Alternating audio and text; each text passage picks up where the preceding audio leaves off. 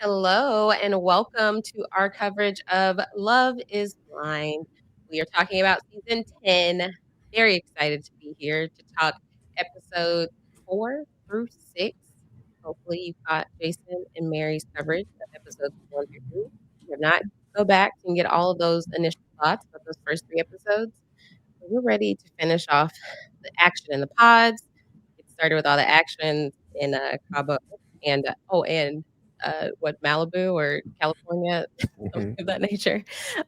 But I'm not here alone. I'm Asia, and I'm not here alone. I'm here with. Okay, so I don't know who I want to introduce first. You're both so capable of being introduced first. Like, you both deserve to be introduced first. Like, I love Jason, I love Mary. But, okay, I'll introduce Mary first. But I really want to introduce Jason first. But like if I introduce Jason first, Mary, will you leave? Or I don't know. Oh my God. This is I so don't this know. is We're crazy. already giving you a redo from not being here last time. Yeah, this is a redo. But yes, let's I'll just uh flip a coin. Hello, Mary Kwiatkowski. Mary, how are you? I'm doing great. I'm glad to be here. I hope that I get invited to Cabo with everyone else and not sent on my own little trip to Miami. I hope that I can cover all of this because otherwise, you two are gonna have to talk about 6 couples and I can only talk about one. So You only have it like in your internal budget to talk yeah, about just 6 couples, not one. yeah, that's how I'm doing it from now on. I'm just only going to follow one couple on the show and then budget my time that way.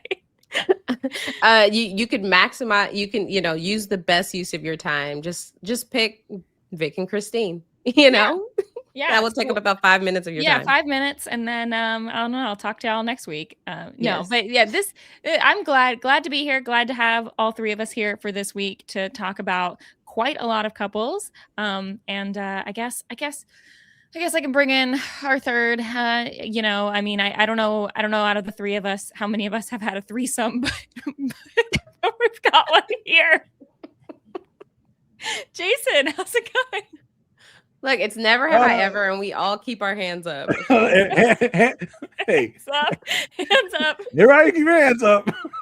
I'm happy to be here. Good to talk. Hey, Asia, stop. Asia, I, I am married. Okay, stop with the eye contact. Okay, I can't. Yeah. Look somewhere else. Look elsewhere. I can't do it with you. Okay, you know. Nothing Yeah, gives me a bigger ick Mary, you than too. that. Stop, Mary. Stop, Mary. Stop with the eye contact. All right, listen. Everybody, close your eyes. We're not going to do this today, okay? We're not going to do this. Everyone's eyes closed. We're going to podcast with our eyes closed. I don't So want no to one do makes eye that. contact. Okay, Imagine, it's like the safest for everybody. we actually probably would get very vulnerable and may be more insightful if we podcast with our eyes closed because we don't I have to just worry appreciate the about. fact that Asia actually closed her eyes during. I mean, if you watch Braid at First Sight with me and Asia, they do this use activity every season. It's like, all right, we close our eyes and then we just tell each other our deepest, darkest vulnerabilities. Yeah, I'm gonna need you guys to avert your eyes for the rest of the podcast. You know, maybe I'll just do the podcast facing this way, so I don't have to look at the screen, so we don't have any problems. Okay? Yeah. We could play the game they did at the first party. The what's one thing you like about your significant other and one thing you don't like. This is filmed. This is filmed. Right. This is on record forever. On record, I guess I will If take your it out of I'll take it out of the agenda for today's podcast to do that for each other. This is Oh, that's I've like got my notes ready, man. Don't start. no, that game should be this treated the same way as when you talk to, a job interview and they're like, what's like your worst quality? And then you have to be like, I'm just a perfectionist. That's how you should play this game. It's like, what do Right. you dislike about her? She's just too funny. Mike kind of got it. He was like, well, she's a little messy, you know. Yeah, I Yeah. guess that was okay. Although that came up a couple times. We'll I feel like Yeah. they're seeding us for later to be Yeah, like, there's Yeah. definitely there's gonna be a some big issue. seeds being Yeah. planted for sure. Seeds, baby, being planted. Well, I'm so sorry for missing the last podcast. I had watched the episodes. I watched the 6 episodes and I was ready to podcast on Thursday. But then after completing the 6 episodes, I said, I actually need to fly to Cabo to see if Devonte is still there because I had some words for him. But then when I got there, he was already gone. So then I ended up coming back and just missing the podcast. Yeah, So, that's a Yeah. shame. Wow. so Wow. it was unfortunate. Aysha Welch strikes again. That private jet couldn't get there fast enough, I guess. Just for a little conversation. But no, if you follow me on Instagram, I was just in Phoenix for a girls' weekend, a little Galentine's, some might say. Had a good time. Yeah, But I told everybody you were on a work trip. I don't know where you got that because from. I thought that's what you told me. I was like, Asia, she's so busy. She has to go to work. She's got like a work conference. I thought living it up. But I thought you were saying work trip, but you knew where she was, and then you were just trying to make it sound like Survivor was a work trip. Hanging with you. She's networking with her friends. I had no idea. This is just, ladies, this is another example of men not listening. Guilty as charged. Guilty as charged. All right. Before we dive into these couples, make sure you subscribe to the Love at First Sight feed. That's where you can get all of our coverage for Love is Blind, Married at First Sight, Perfect Match, Ultimatum. And also make sure you subscribe to the RHAP YouTube channel so that you can see our lovely faces. But yeah, we have a lot to dive into today. So let's get started. We are still in the pods. I thought I avoided the pods. That's probably my least favorite thing to talk about of these. But you only had like 1 pod episode, right? Or like 1.5? Yeah, like 1.5. Wasn't bad. Yeah, I wanted to completely miss it, but there's nothing like, now that I've gotten experience watching the pods without taking notes. Hey, that's a little bit undefeated. It was a nice experience. I remember back in the day, we were like, "Oh my gosh, the pods feel so short. We need more pod material." And now we got everybody's like, "Oh, I hate the pods. Get rid of the pods." Right. I actually felt like this was a good amount. Like 4.5 episodes, I think is good. I think I want the first 6 episodes. Like by episode 7, I want to be home. So as long as that's the case, I don't care exactly what the split between pod and retreat is. Yeah. So let's talk about a grouping of people that we only saw in the pods. Tyler, Kevin, and Kia. This man put himself in a blender for no reason. Absolutely no reason. Like here's the thing. If you're on The Bachelor or whatever, and you're dating all these people and you fall in love with multiple people, and I don't really know what the timeline of The Bachelor is, but I think a while, like a couple months, like longer than 10 like days, 8 right? weeks, yes. I can understand falling in love with 2 people. I can understand the difficulty of choosing. But at some point, you have to choose. And he didn't do that. He literally, even after choosing Tyler, didn't actually choose her. Like, I don't know. And everything he was saying, every time he was talking about like, this is just so hard, I just want to be fair to us, it wasn't like what we've seen in the past when they've been like, I still don't 100% know what the decision is and I need more information to make that decision. He just sounded like he never wanted to make a choice. Like, I don't want to hurt anyone, I don't want to hurt, like, I think he just wanted a throuple out of this. I also think he was really caught up in the like, I don't want to look like a bad guy. Yes. I don't want to break up with anybody. I think he was kind of hoping and wishing that one of them would break up with him so he could be like, good, thank you. Like, so I can just pick the person that didn't break up with me. Because he was so wishy-washy. And so, but do we think, because we've seen this a lot, do we think he was just drawing it out longer than most people do? Is that the issue here? Because we've seen people have 2 love interests for quite a while, but it's never ended so as badly as this. Yeah, that's what I took note of when he talked to Tyler, was that Tyler was like, you're supposed to be proposing tomorrow. Mm-hmm. And if for you to make it to day 9 and still have, I don't know. No, like, that's too late. Like, I feel like she said that earlier. Like, yeah. I don't want you to pick me. And the next day, like the day you proposed to me, that you had been dating 2 people before that. Yeah, and it's not, I mean, don't get me wrong. 2 wrongs don't make a right. I feel like Tyler also was she was also acting as if she wasn't on Love is Blind. She was approaching this relationship as if, like, that's how she would approach a relationship in the real world. Like, choose me, stop dating around. Like, if you're going to commit, right? But it's like, yeah, there are options in this situation, and you have locked in on Kevin. And he is being wishy-washy. He is just flowering you all with like I feel like he was love bombing both of them. But for it, so it was, I felt like Tyler could have communicated her point better. But he was also so in the wrong for her saying, hey, I need you to make it clear that you're choosing me. I need, like, Kia's still out there. She still thinks that this is happening. She still just gave you a watch, right? Mm-hmm. And so for him to be like, oh, figure something out, as if just calling her in for a date is not what Tyler needed.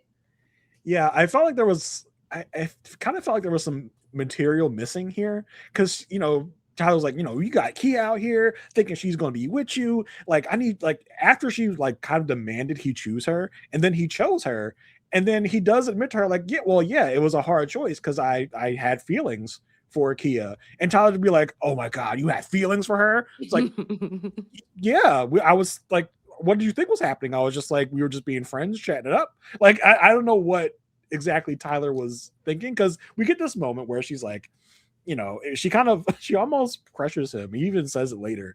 He felt pressured into picking Tyler. So he picks Tyler.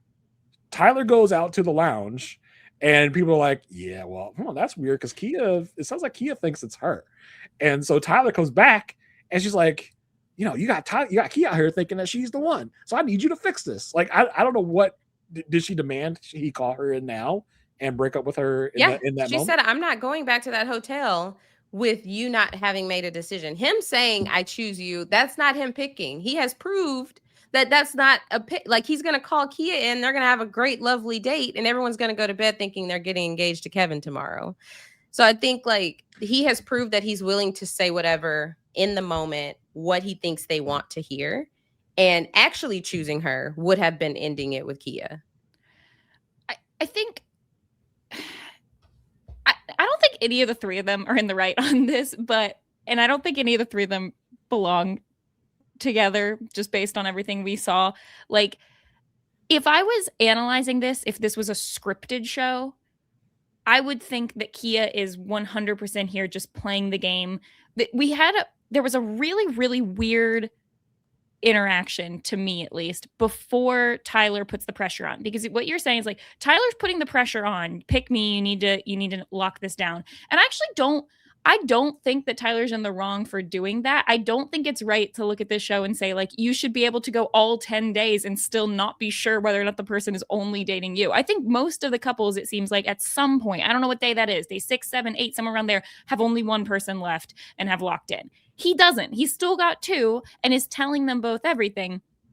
So before that conversation, though, Kia's the opposite of Tyler, where she takes the pressure completely off in every conversation, to where there was a conversation. I thought Kevin was going to break up with Kia, was going to tell her, like, this is, my notes are all just like, I'm so confused by this conversation, because he keeps hyping her up like he's going to say, you know, I really like this, blah, blah, blah, but I have a better connection with Tyler. And she, at least the way it's added, it keeps almost not exactly interrupting, but like the second he gets to the end of a sentence, being like, I love that you're saying that, and I just really like you, and like hyping him up back and sort of redirecting his sentences to where he's like, oh shoot, she's still into me, and she's sort of giving me this out where I don't need to break up with her right now. I don't really know what's happening.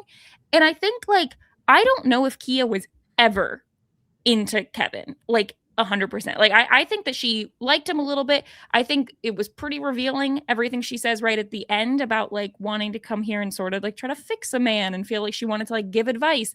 I'm not going to go as far as to say that she was like trying to sabotage his relationship with Tyler, but I do, if this was a scripted show, I would say that's what she was doing, because that's what it felt like the role of her character was that she could have taken herself out of this equation at any point in time if she wasn't really into him. And if she knew that she wasn't going to end up with him, she could have taken herself out, made it easy for him, and he would have gone with Tyler. but she kept herself in, and she could read him exactly right to know Tyler's putting pressure on, so I'm going to not. And so I'm still here. And I thought at first that she was just playing the game in order to stay there because she really was wanting Kevin and wanted him to pick her. But now based on the way things ended, I'm just like, I don't know what this was. Do you think at a certain point she was working towards the moment at the end? She was like, all right, I know this isn't going to be me and him, but I feel like, because the very end moment for her felt very like she was ready for this. She came in with like a thing prepared. Like, and I don't know for how long that was the case, because we've seen people in the past where they've been like, I want my big moment to turn around on him and be like, this is where you went wrong. You don't deserve me, whatever. It didn't even exactly feel like that. It felt more like she wanted to be able to tell him he wasn't ready and didn't deserve Tyler and didn't deserve her or whatever, but almost not in a malicious way, in a like, you just need work way. And it's like, yeah, but you were kind of stringing him along then. I don't know. Like I'm very confused by all three of this dynamic. Well, okay, I'm gonna push back a little bit because I love Kia. I thought I love her too. I just think that it's interesting. In my version of things, she's the hero. Like, I think that she was seeing it through in terms of like seeing like, okay, can I get there? Like, I'm not putting pressure on you because I'm not in love with you right now, but I'm also not, I don't think she was ever going, if he had actually stood 10 toes down and been like, I'm ending this, I don't think she'd have been like, no, let's see it through. I'm coming back for a redo. Like, she wasn't gonna pull a Tyler. I agree with you on that. I think she just was like actually committing to, okay, this is my option. Kevin's the only one I'm dating here right now, if that were the case, right? Because obviously we don't know sometimes when they're all dating other people. And then she's like, okay, let's see this through to the 10 days. We haven't broken up. Let's see if my feelings can get there. Day 10 comes, it didn't get there, right? Tyler has left, and now Kevin is defaulted into being with Kia. And Kia's like, absolutely not. I'm choosing myself. First of all, most of the conversations he was having was, Kia, you're amazing. You're this incredible person. You're this, you're that, you're this, you're that. And it's like just Kia listening, you know, like it was never that she was in control of that conversation. So it was like, I saw that last scene as like her getting her voice finally in this situation. Like, oh, this has been a Tyler Kevin situation with me just looking like, oh, but Kia's the one in this as well. But she's like, I have to choose you as well. Like, it's a mutual situation. And so I literally was so happy the way that they edited this with the "Where is my husband" on the heels of that. First of all, amazing that they got rights to play that song. Very great song. I cannot wait for Ray's album, by the way. So when they played that song, I was like, yes. And just the way that it played out with the girls cheering when she came back to the quarters, and the guy's like, oh, that was a good cheer. That was a good cheer. Oh, that was and then Kevin coming in, he's like, no, she actually broke up with me. Sorry. The moment is great. Like, the moment is fantastic, where she tells him about himself. I think maybe where Mary's coming from is like, where was this attitude about him earlier in the process for Kia? It feels like a real quick turn of like, hey, don't worry about it. Like, there's no pressure. Like, I'll give you this watch, take all the time you need. And then at the very end, she's like, oh, actually, she tells him about himself. So is that where you are, Mary? That's more what I'm saying. Is like, to me, this doesn't feel like someone who was jilted and strung along and that he was treating her badly. It felt to me, and again, I think a lot of this is because I have my like analytical brain on, where like the kind of thing that where you would analyze like a mystery. And for me, when I watched her, I felt like I was watching someone play like a social strategy game, where it felt like so many of the conversations she had with him, she would hear. Like, the way they edit it is that she like hears Tyler talking about how confident Tyler is with him, and then goes in and talks with him. He's like, yeah, I'm a little stressed with my other person. She's like, feels fine. Don't worry about it. It's all good. Like, she kept herself in the game, whether intentionally or not. That's what she was doing. That was the outcome, was that she kept herself there. The real, like, if she knew she wasn't going to be with him, she would have told him on day 6, hey, dude, like, you need to make up your mind a little more. If you want to be with Tyler, great. It seems like you don't, you're confused. I personally think that you if you're still having that much issue making this decision, you're probably not ready to be getting married. And she would have just told him that instead. Instead, she waited till the very end to do all of that. And it didn't feel like she was mad at him. So like, Yeah. I don't know. To me, That's what, it didn't feel like this big giant, like, it felt like a cool moment, but a very like a self-scripted moment that she was working toward this point to make this speech.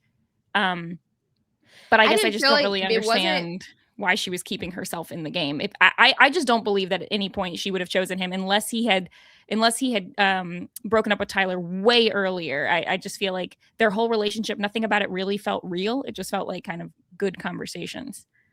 Well, that's because I think that Kevin, for one, I do think he was like saying all the flowery nothings, right? Kept saying, "Oh, this is crazy. I can't believe we're doing this." Da, da, da. There was like not a lot of depth. But I think she was doing the same thing back with him. Like Tyler was a lot. Tyler was intense, but I think Tyler's feelings were more real.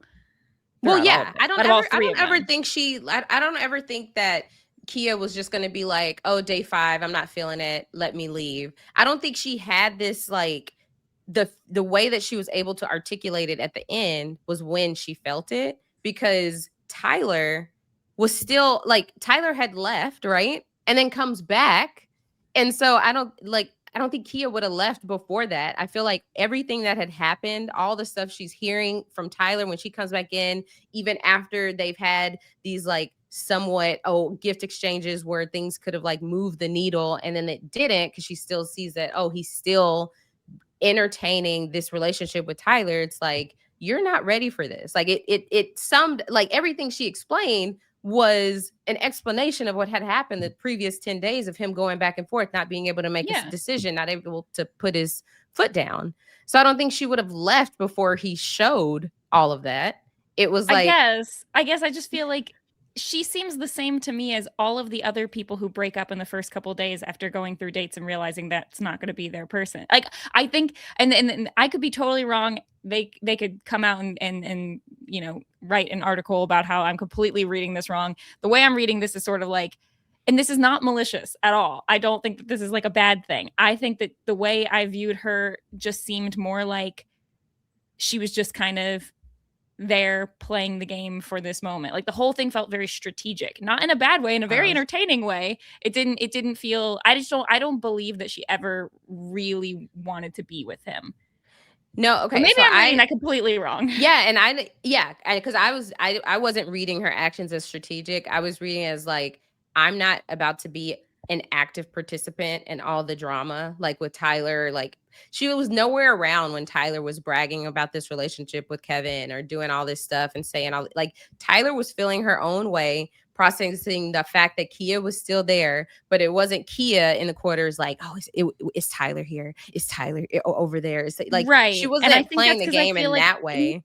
No, yeah, she was not playing the game in that way. I feel like she was playing the game in the, I'm going to be the guy's girl who's not drama, who's not too much, who's just going to sit back and reassure him that, everything's fine, everything's cool. Oh yeah, I don't mind that you date anyone else. Like, that's how it felt to me, which might just be her personality, and that might be genuine. Yeah, and that's how I saw it.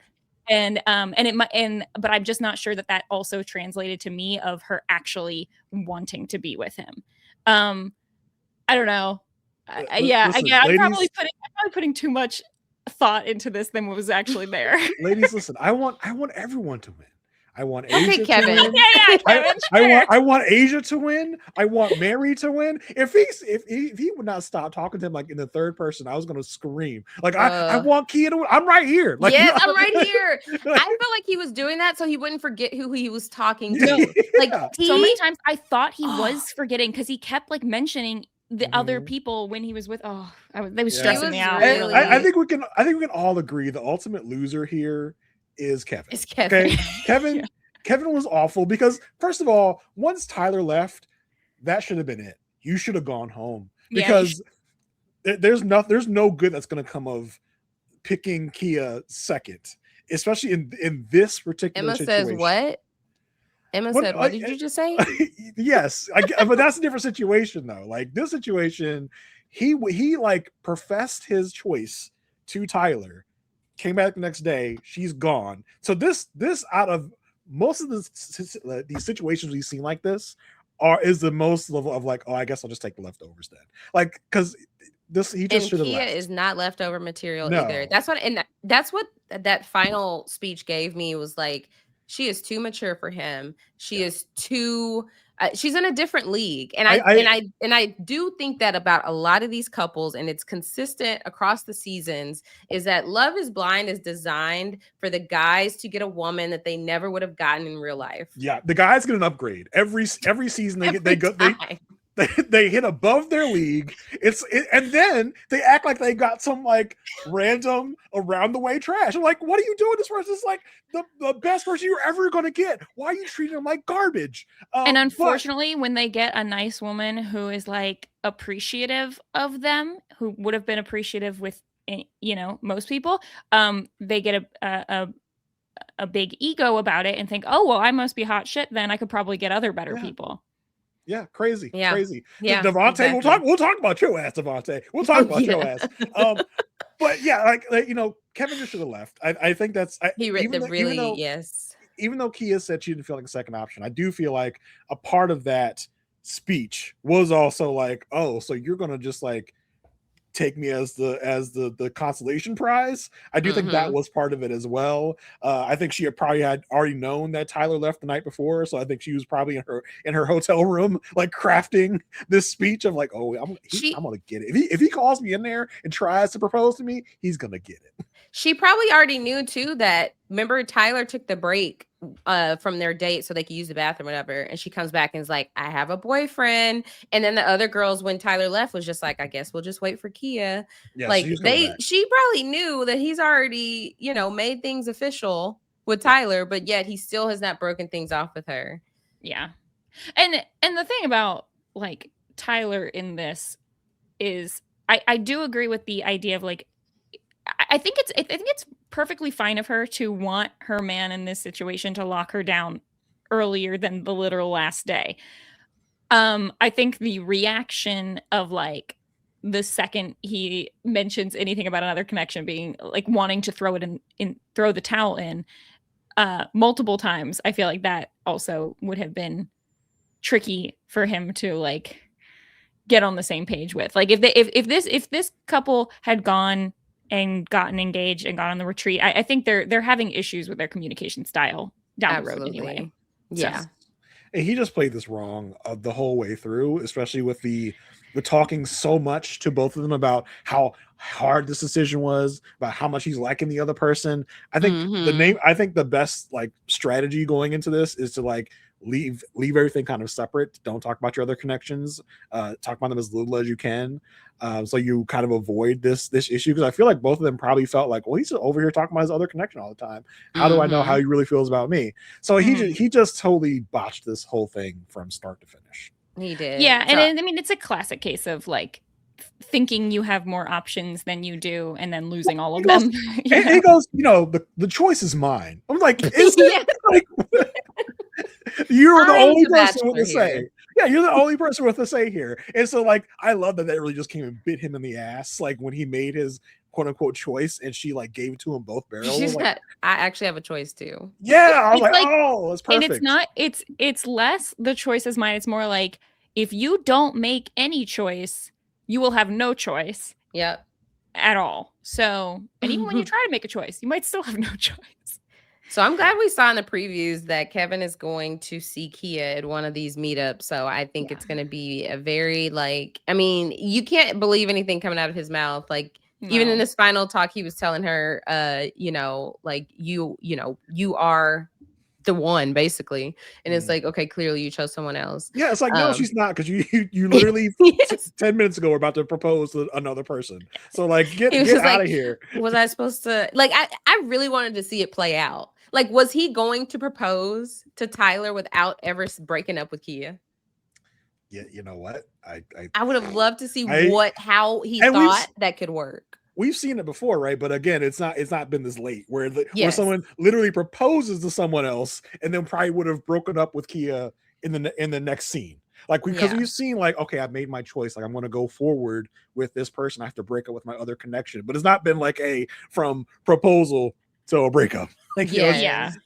So exactly. I get what you're saying about like probably at day 8, everyone's like, all right, like this is it. Cause I need 2 full days with my person to like lock in together for 2 days without a distraction. So yeah, he obviously took it way, way too far. I think he was just really, really nervous and hesitant to break it off because I just don't think he wanted that look. So I think he probably would have, breathed a sigh of relief if either Tyler or Kia had broken up with him on day 6 or 7, and he could have just gone forward with whoever was left. But he was doing so much hemming and hawing. He like procrastinated a breakup, it sounded like, because he was like, was having so much fun with both women. He was like, I don't know what to do. He's gonna be so mad when he sees Kia.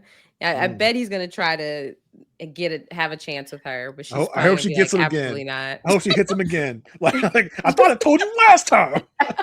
And I want to clarify. Oh, sorry. Go ahead, Jason. Well, I was just gonna say, like, she tells him in the like he still doesn't get it because she's like, "You are obviously not ready for a relationship with this man." He's like, "Well, I do think I'm ready." Like no, you're not. You're like, absolutely not. You're not ready to make a decision like this. So yeah. I to clarify, because I saw some people online confused about this.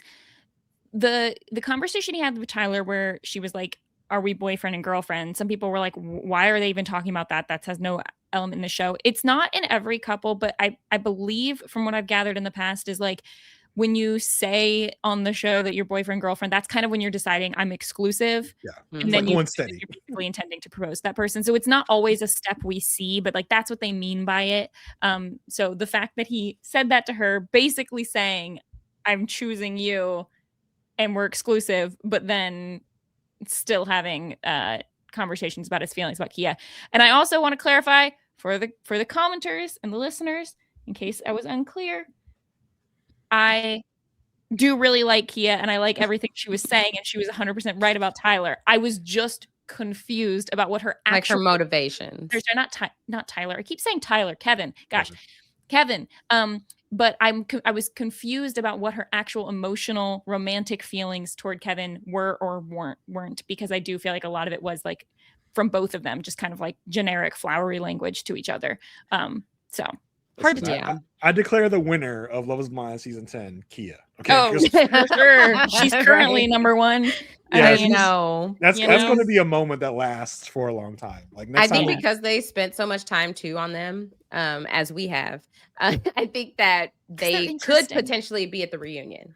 Yes. And look, so these that are would be the kind of people that they may not have gotten engaged in the pods or whatever, but I am very interested to see them in any pod squad meetups, because they were at least very intriguing people, unlike some of these couples. So yeah. So let's move on to a couple that we probably will spend another 20 minutes on. I think. Sure. Yeah. 100%. Oh, yeah, for definitely. Sure. I think it would be a lot of fan fiction at this point. Christine and Vic, who they had decided, okay, Love Is Blind, mind you, not Christine and Vic, decided that they were going to go to Malibu instead of Cabo. And so these two, there was an interview with Chris Colin, who's like the creator of all these shows, but specifically Love Is Blind. He did say usually they have it in the budget for 5 people and they can stretch it to 6, or 5 couples, but they can stretch it to 6. Since they were interested in following the stories of 7 couples, the 7th couple was kind of impossible for the budget, right? So they decided we're going to send 6 and then we'll send Christine and Vic to Malibu because they have the least amount of crossover with the other couples. I don't want to hear nothing about no budgets.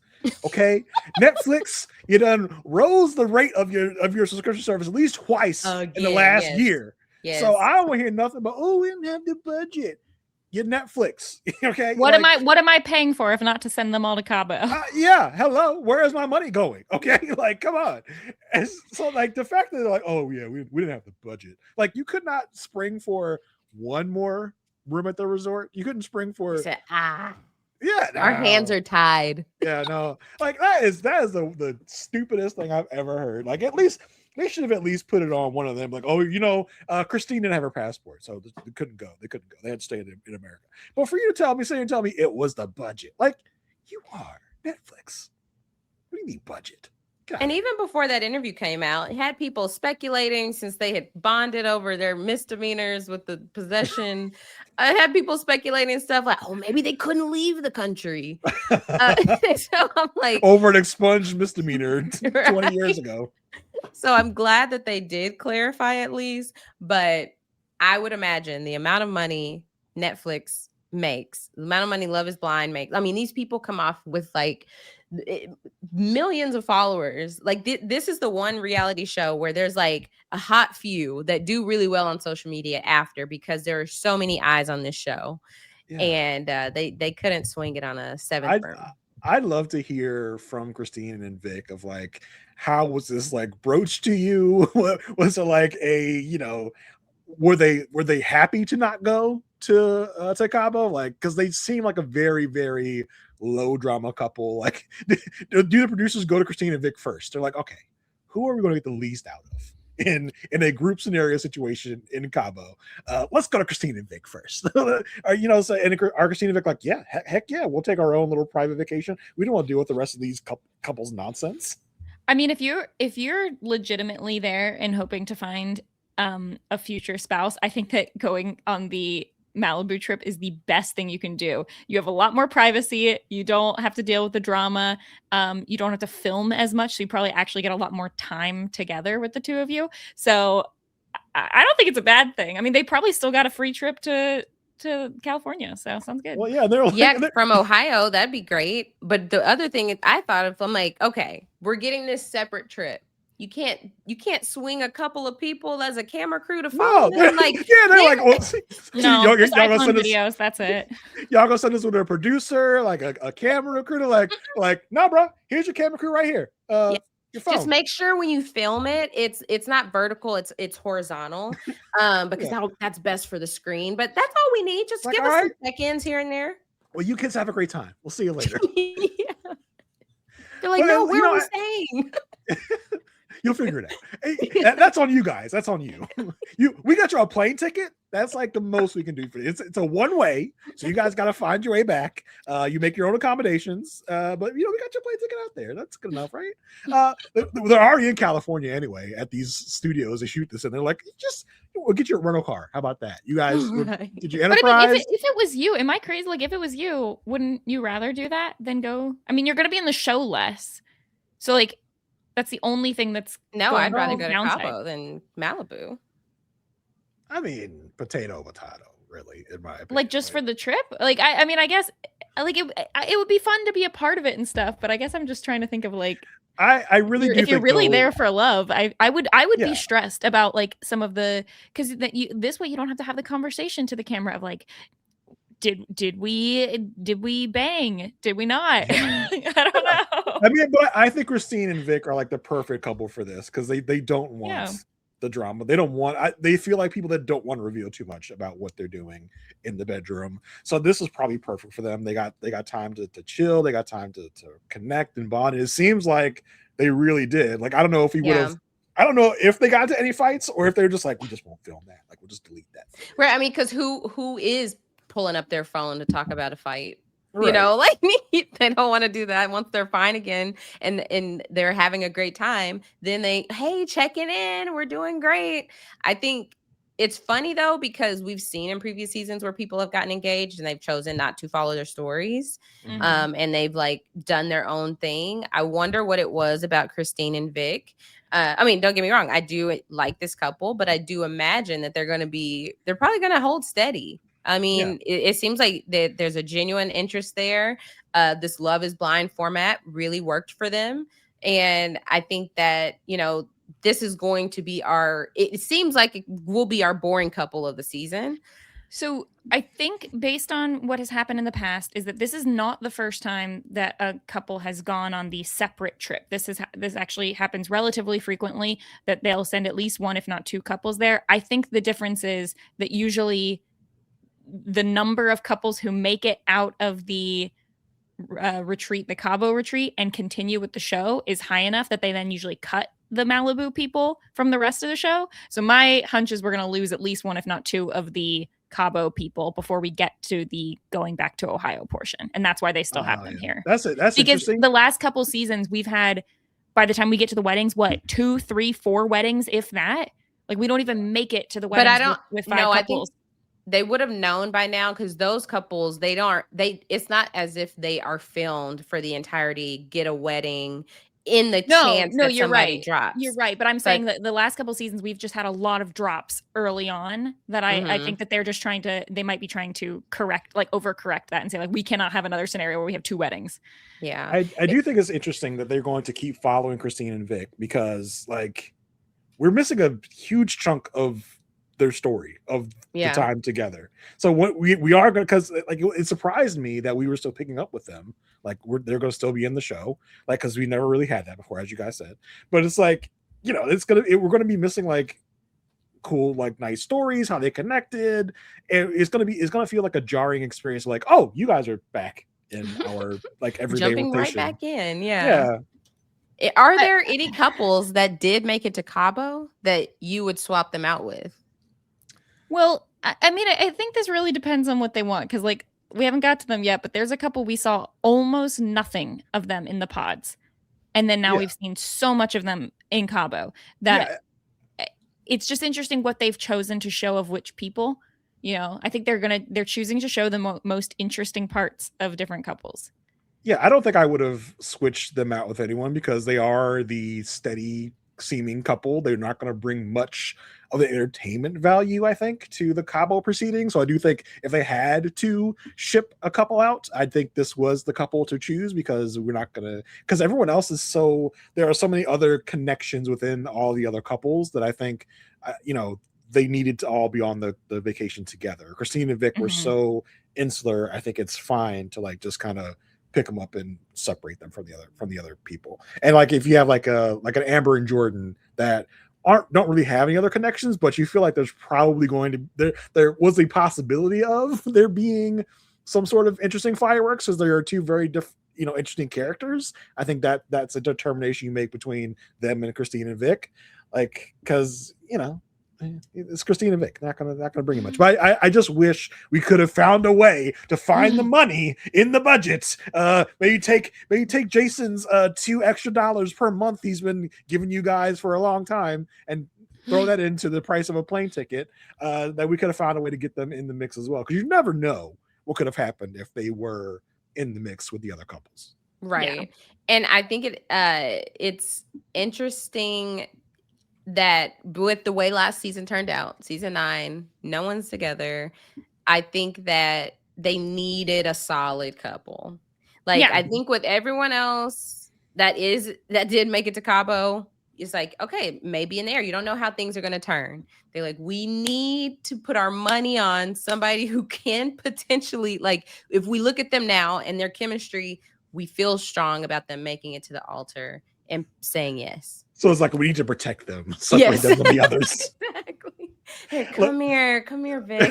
Yeah, like listen, I'm gonna read everyone my notes on Christine and Vic that I took for this portion of the episodes. Christine and Vic, they got shipped to Malibu away from the other couples. That's bullshit. They are having so much fun together. End of notes. Don't forget they ate pizza and wine. Oh yeah, sorry. They played cornhole. It's like, what kind of pizza? We need more details. I mean, we got a couple moments. Yeah. I mean, it was just them having fun. It's like, okay, cool. Yeah. They mesh well. Like, could you at least tell me if you had sex? I need to know. I mean, we've mentioned it, but like I think bottom line is just I don't think either of them was dating anyone else for that long, and there's drama with or interconnectivity with at least some of the people from all the other ones. With the exception of maybe Jordan and Amber, but they're just more interesting, more fun. I don't know. Yeah. All right. Let's move on to Amber and Jordan. These are two people that I thought we were going to get a lot from. I thought that they were interesting coming out of the pods. I was very pleased that their reveal went well. I was thinking like, oh, these two are going to be like, maybe are like comedic relief because it seems like they get along really well. But then they turned around and showed us like a couple of scenes with them alone outside of their group outing. Or like hanging out with all the other couples. So I was like, are things going so well that they didn't need to show them? Yeah, I think that's it. I just, they just didn't have any interesting material because, like I said earlier, they have no other real connections with the group, and I feel like most of the drama came from previous connections within the group, so they just kind of cool. I think probably a lingering question from the last set of episodes is, does Amber really like Jordan? Does Amber really find him attractive? And I mean, they've been having sex a lot, so I mean, I guess she Even with does. the CPAP machine. Even with the CPAP machine on, and I think she mentions at one of the get-togethers that she likes husky men. So I was like, okay, cool. Like, beside the fact that Jordan can't throw a frisbee to save his life, I don't know what drama we have here. I didn't notice that too. Does she remind anyone a little bit of Carolyn from Survivor? Just like maybe it's like kind of just like the way she talks in her confessional specifically. Yes. Okay. Yeah. I did find it funny when when all the couples were together and Amber was like, I usually have a strong distaste in men. It's like, okay, with self-awareness. She dates her first nice guy. Why'd you come here though then? She said, well, she said now she realizes men are good. Okay. I don't know why you're now after a dose of Jordan. Yeah, she got it. Yeah. The most interesting thing from them is the preview coming up where I'm nervous. Happens. We got a mic being taken off. Oh, it never is good when you have to take a mic off. I'm done with this. I just feel like this could go in two directions with Jordan. It's like the two options are he's nice guy who's like ready to be there, supportive stepfather vibes, or he's like either overwhelmed or disinterested in being that figure. I don't know. I don't have any reason to believe that he would be in that category, but like maybe it's just because he's got such a laid back vibe that I'm just like, I don't know. I don't know how this is gonna go back home. We'll see. It just makes me nervous that was his red flag, like that, or that was his deal breaker. Yes, as a kid, and then the fact that he's like, I think deal breakers are deal breakers for a reason for you personally. Mm-hmm. So if it's like there's something in his core that makes that be a deal breaker, and just because you met Amber, things are going great. It's like, oh, but she also has a child. Okay, maybe I can. Something about that core feeling about that deal breaker might pop up at some point. So I do wonder if their issue is going to come from something like totally benign of having kids, or he's going to be like, wait a minute, you have to take her to school? Like she doesn't drive herself? I don't know if I can handle that. I don't know if I can do all that. How old is her kid again? 7, I believe. Okay. Yeah, 7. And it sounds like, I don't know if we knew this already or not, that I don't know if she was ever actually married to. No, she mentioned it was out of wedlock is what she mentioned, but I don't know if she was ever. I don't think she was ever. She never mentioned being divorced. She never mentioned being divorced.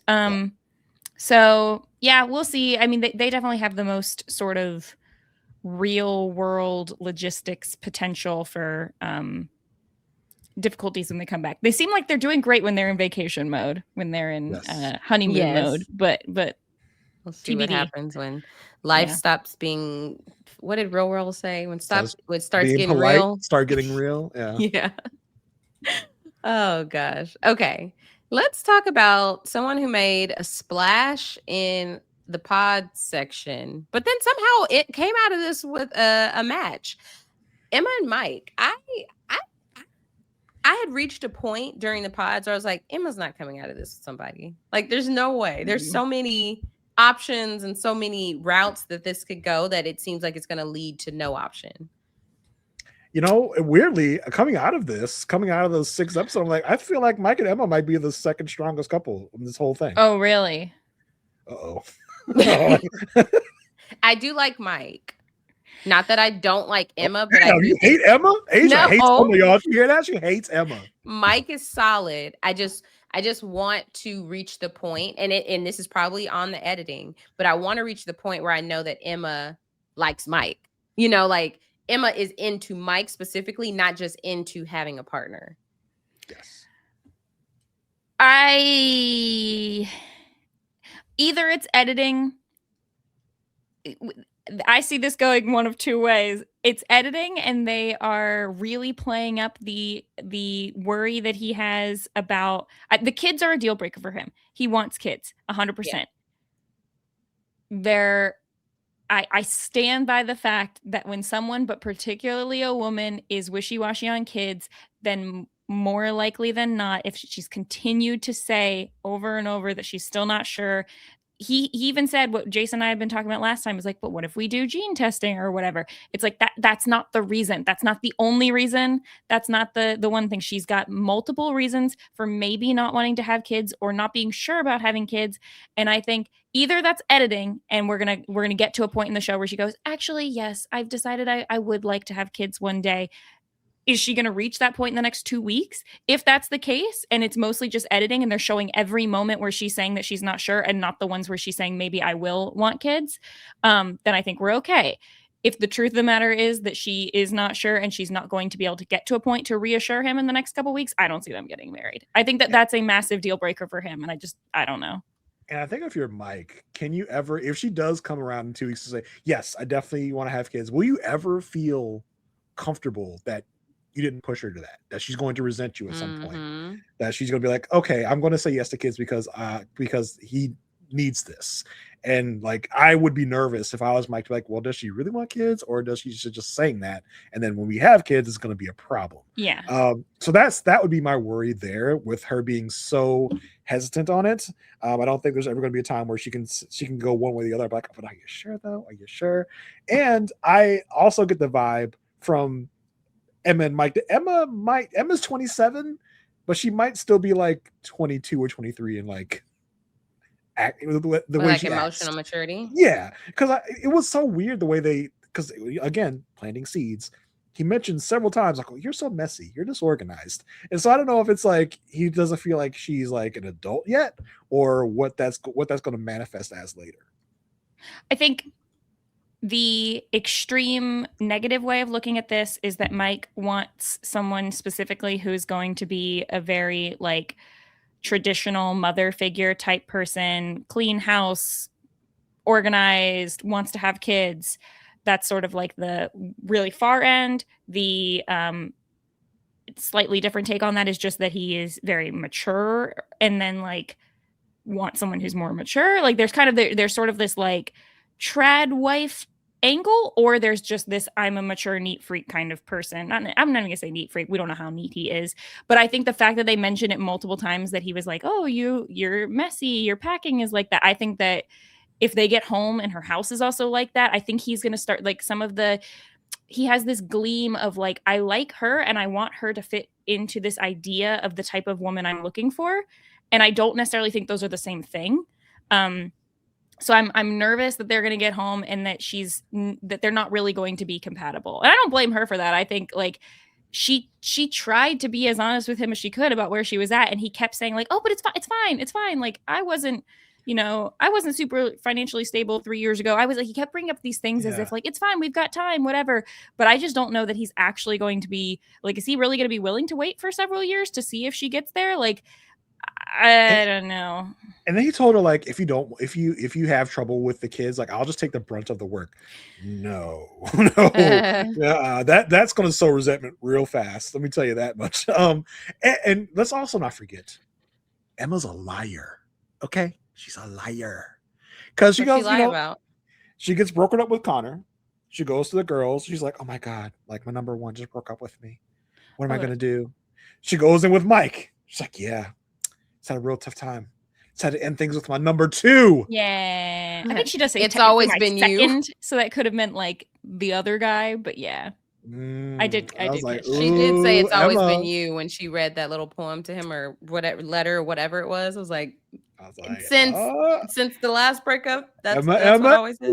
Emma, let's be real. Mike at one point was number 3, right? She had Steven over this guy, right? So like Emma, come on, let's be real. Like, I mean, I get it, right? You don't want to tell nobody they were your number 2, but like, all right, if that's the case, then just don't use numbers.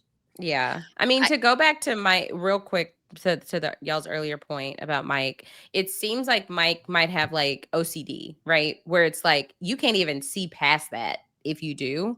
And so it keeps it coming up casually, but I think it's always going to eat at him unless, you know, that's something that like she would actually want to change and like acknowledge or address, because like he can't literally see past stepping over her shoes or her suitcase looking like, you know, exploded or something. Because I don't know how many people, I mean, yeah, I don't know how many people where they live completely differently when they travel as opposed to home. Like their home is nice and tidy, and then when they go travel, then it's just like whatever. And I want to be clear, I am Mike. I want kids. I'm very organized, and I am OCD. So I get it. I understand where he's coming from. And I also feel like I like their interactions. I think they're attracted to each other. I think they're a cute couple. I think all of these things are right. I just think that this is going to be a deal breaker situation. Yeah. Like I don't think that he's going to feel like if they didn't have the pressure of the getting married part in a few weeks, if this was just can we date for a while, I think they'd be fine, and I wouldn't be worried about them. I think that they're just not going to be able to come to the same reassurance with each other to get married unless they don't really care about the like marriage with possible ending of the marriage thing. Like I could see them getting married and then a year later at the reunion being like, yeah, we just never could get on the same page about the kids thing. I could see that happening. Or this is all just editing trying to mess with us, and she's actually a little bit more on the end of possibly wanting to have kids, and then we're just not seeing it. Yeah, this is the first couple we saw their reveal for this batch. Do we how do we feel about the reveal of it all? Did they seem they liked each other? Like what did you guys think? Yeah, They I mean, did. she definitely was super attracted to him. Yes, and I loved the pacing. I've realized in this finally in season 10, I've realized something that's an ick for me is when they walk out and immediately kiss. Immediately. Like that's the first interaction. And I get it. Emotions build up. You've fallen in love with this person. You're now engaged. But I feel like there's so much to take in before you start making out with each other. And like, and I love that they kind of like, they really in like, they didn't start making out until they went over to her side, and like it was just like, oh my gosh, I've taken you in. I now know what you look like. I've now gotten your essence, and now we can like act on that physical to see if that physical chemistry is there. And that was just something specifically I remembered with their reveal that felt a little bit different than other people's. But I felt like they were pleased with what they saw, and I think Devonte can take lessons from Mike on how to address the situation when you see that the person you just got engaged to is a different race. Mike he said, "Oh my gosh, I've never dated someone who in a different race, but she's Asian, and I found out like and so there's beauty in the fact that I was able to get engaged, fall in love with someone of a different race, as opposed to the way that Devonte Devonte is like, well, I don't know, this gonna work. right. We'll see. Yeah, I'm not gonna get started on that yet, but I did like how Mike handled that. So it felt very sweet to me, the reveal. Yeah. Yeah. I think it's very telling in the reveals. I'd love to do this experiment, but I'm not going to. Of going back to every single one of these seasons and the comments that they make in confessional right after the reveal.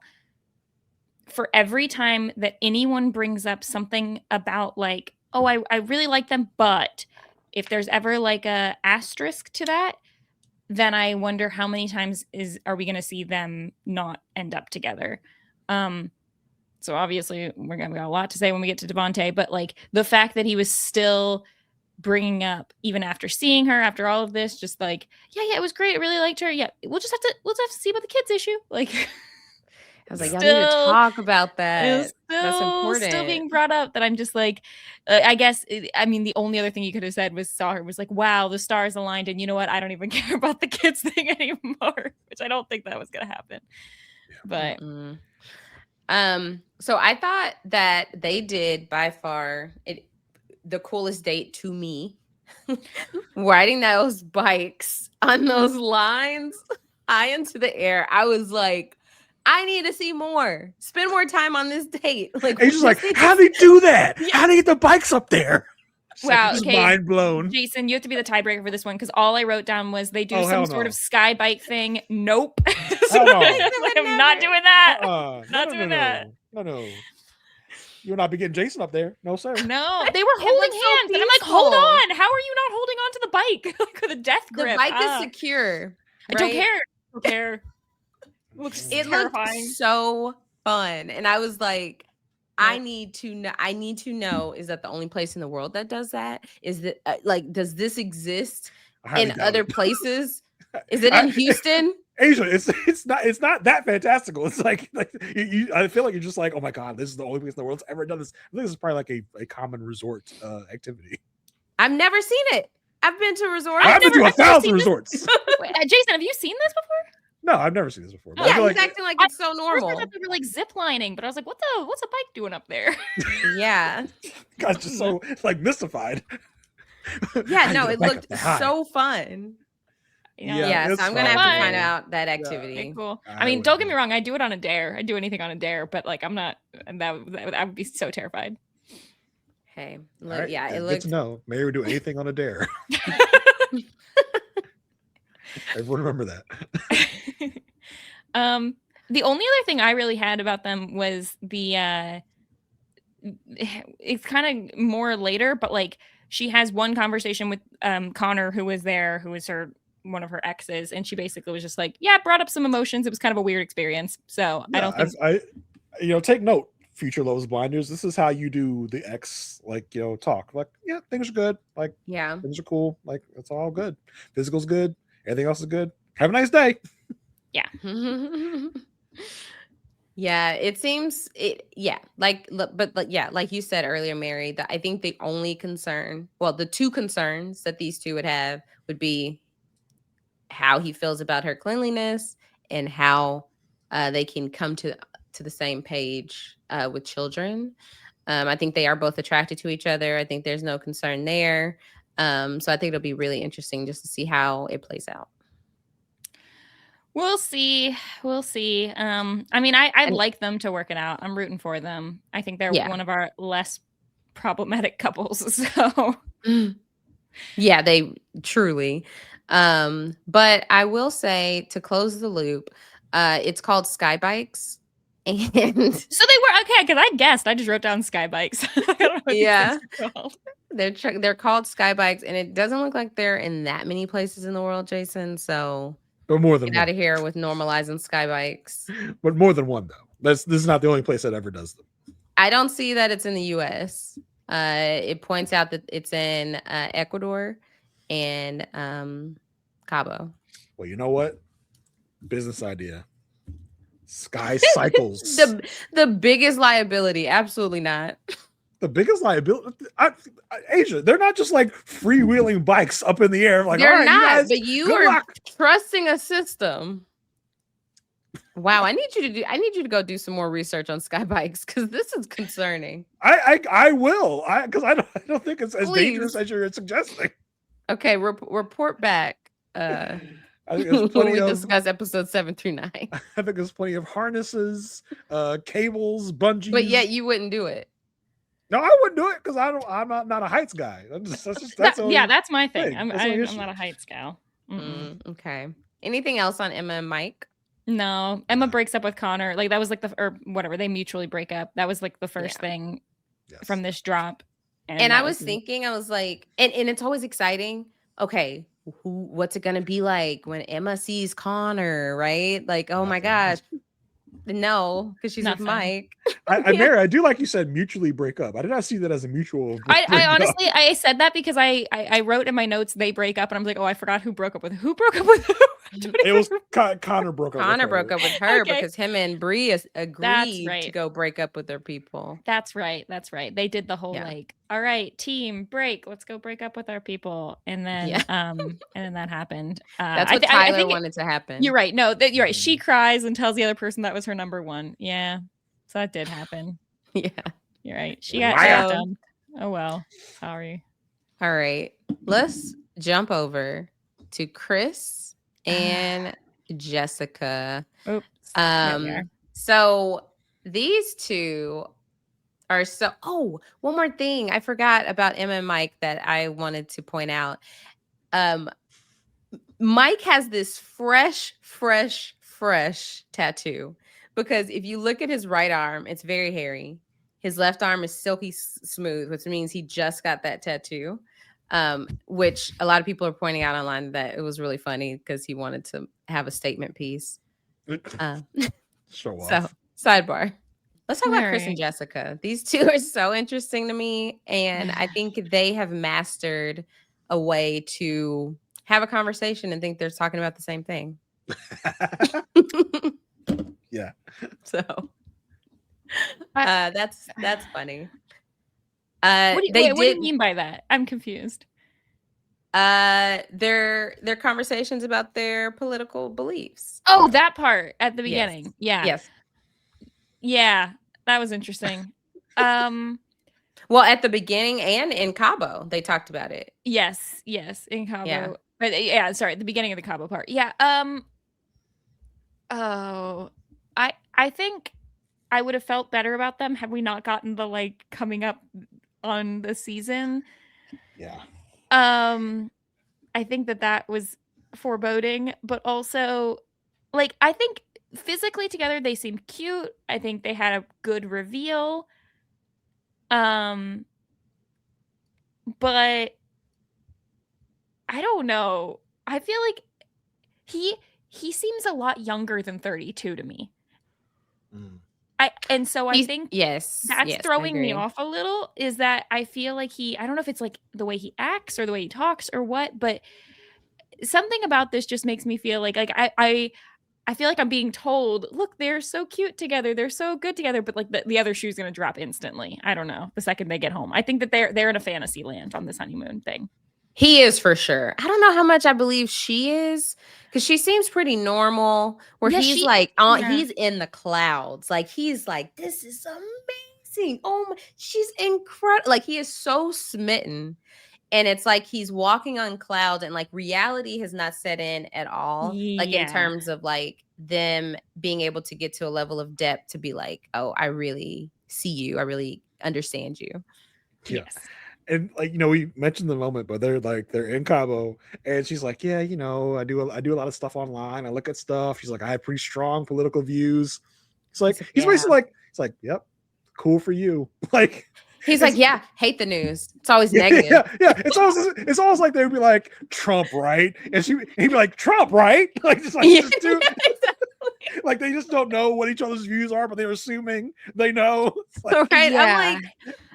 I'm wondering why. Maybe specifics were stated in the pods, but they are on the opposite ends of the spectrum based on everyone online's findings. Yeah. And so I really wonder, have they gotten into specifics? Are they like ships missing each other in the night in these conversations? Because him saying, "Oh, the news is always negative," can mean two different things to her. Mm-hmm.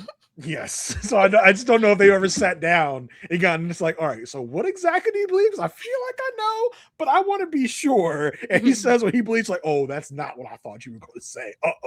And it's like, I do wonder if it's going to be kind of like a Ben and Sarah from like a couple of seasons ago, where it's like, well, you can teach me how to love people. Like, it's like, no, like that's not what this is. I don't know. I just get like, I get bad vibes.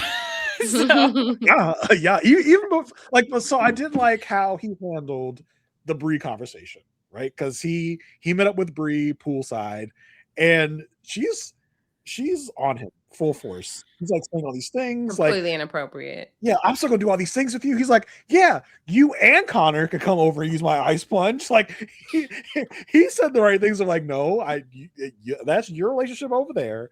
I got mine over here. Now we'll see based on preview how long that lasts. But he, at least in that conversation, did the right things. I do feel like they were one of the like least amount of content couples in this thing. So there's not much beyond that I think is really he is a big fitness gym rat guy. She is very much not. So I do wonder how that's going to clash at a certain point. But yeah, and also their age. She's 6 years older than he is, and how that's going to play into things. Yeah. I don't know. Yeah, I feel like we're just getting like a bubblegum edit of them so far where they're just like, oh, they're cute, they're bubbly. Everyone else seems to like them and think that they look cute together. But they had one serious conversation where she was basically like, besides the weird political stuff that didn't get dived into, they didn't dive into. She says, is your mom going to be upset that you probably won't have any kids? Because I'm 38. And he was like, nah, I don't really, never really cared either way, one way or the other. Which I'm not denying that he could feel that way. That's very possible that he could. I was surprised that was the only sentence we got from that entire like that seems like a conversation maybe that first off probably should have seen more of in the pods, but we never really did. And that just seems like foreshadowing to me. So yeah, he goes, why would I want kids? It's like, why would I want kids? I'm a child still. That's why I just feel like he acts like very young. I don't know. Yep. Yeah. I mean, and I will say, like, he does even look like he could pass for like 28. Or 25. Yeah. Yeah. Yeah. Or even younger. Like, I wouldn't look at him immediately. Like, I did have to go check when she kept saying she was 38. I had to check. I'm like, wait, how old is he? Because is he 10 supposedly years? like 32, I think. But like, yeah. I don't know. Yeah, it was, anyway. She had me thinking he was 10 years younger than her. So I wasn't sure. But yeah, I do think, Jason, to your point, he handled that conversation with Bri as respectfully as he could, given the fact that he is in a relationship and Bri is in a relationship. And yeah, that was something else. But it did really make me nervous in the previews with him talking about Connor and saying that Connor was too submissive for Bri, when it was like, whoa, why, like, that doesn't seem like the same energy he gave at the pool, which makes me feel like things progress and Bri doesn't let up because she needs her second and third and fourth and fifth chance at talking to Chris. Or are Chris and Jess broken up by that time and he's like maybe trying to shoot his shot? Right. Yeah, exactly. So I thought it was funny how she pointed out she was nervous about, like, because she's 5 foot. And so, like, or he was more nervous than she was. He was nervous, but she's 5 foot. So she's like, look, most people are taller than me. So anything else on Chris and Jessica? I just marvel at the degree to which all the white men on this season have just like a different variation of the Kelsey brothers. And I didn't even realize that the Kelsey brothers are actually from Ohio. So it makes a lot of sense. Like, it's just how they make them over there in that area of the country. Apparently. What a crossover. First we're getting Kelsey on the Traders. Now we're talking about they're taking over. They're everywhere. NFL. All right. Let's talk about one that we probably would have quite a bit to talk about. Bri and Connor. I really felt fine about these two heading into Cabo. We got to see their proposal. We got to see, just their first initial days of just like kind of having fun with each other, like talking about how he can't cross his legs. She said Connor's a stud. Like, it seemed like there's mutual attraction here. So it felt like things were going to be fine with them. But there was a moment before we even got to the couples meeting where Bri took a turn, when they were sitting in bed and she was like, he's like, yeah, like, he was talking about how like, oh, there's chemistry with us. And like, that was the thought process that was going in my head. And she's like, yeah, like that was so attractive. And he's like, don't make fun of me. I was like, oh, might be a little bit sensitive. I peeped that. Just a tad. Yeah. Connor very, very early got into his kind of feels. And I don't really blame him with all the things that Bri, aka Breezy, started saying and started doing. I think the biggest crossroads moment is like her feeling of needing to talk things out with Chris. Yeah. Yeah, it like the fact that okay, before we even get there, how did y'all interpret her feelings about everybody, all the couples getting together, and her thinking it lacked so much depth? She didn't understand why everybody was ripping shots with one another instead of what? She wanted a conversation with Chris. She wanted Chris to come find her, be like, "Hey, I have to talk to you." Like, "Oh my god, like I can't believe you're you. I can't believe you're this person."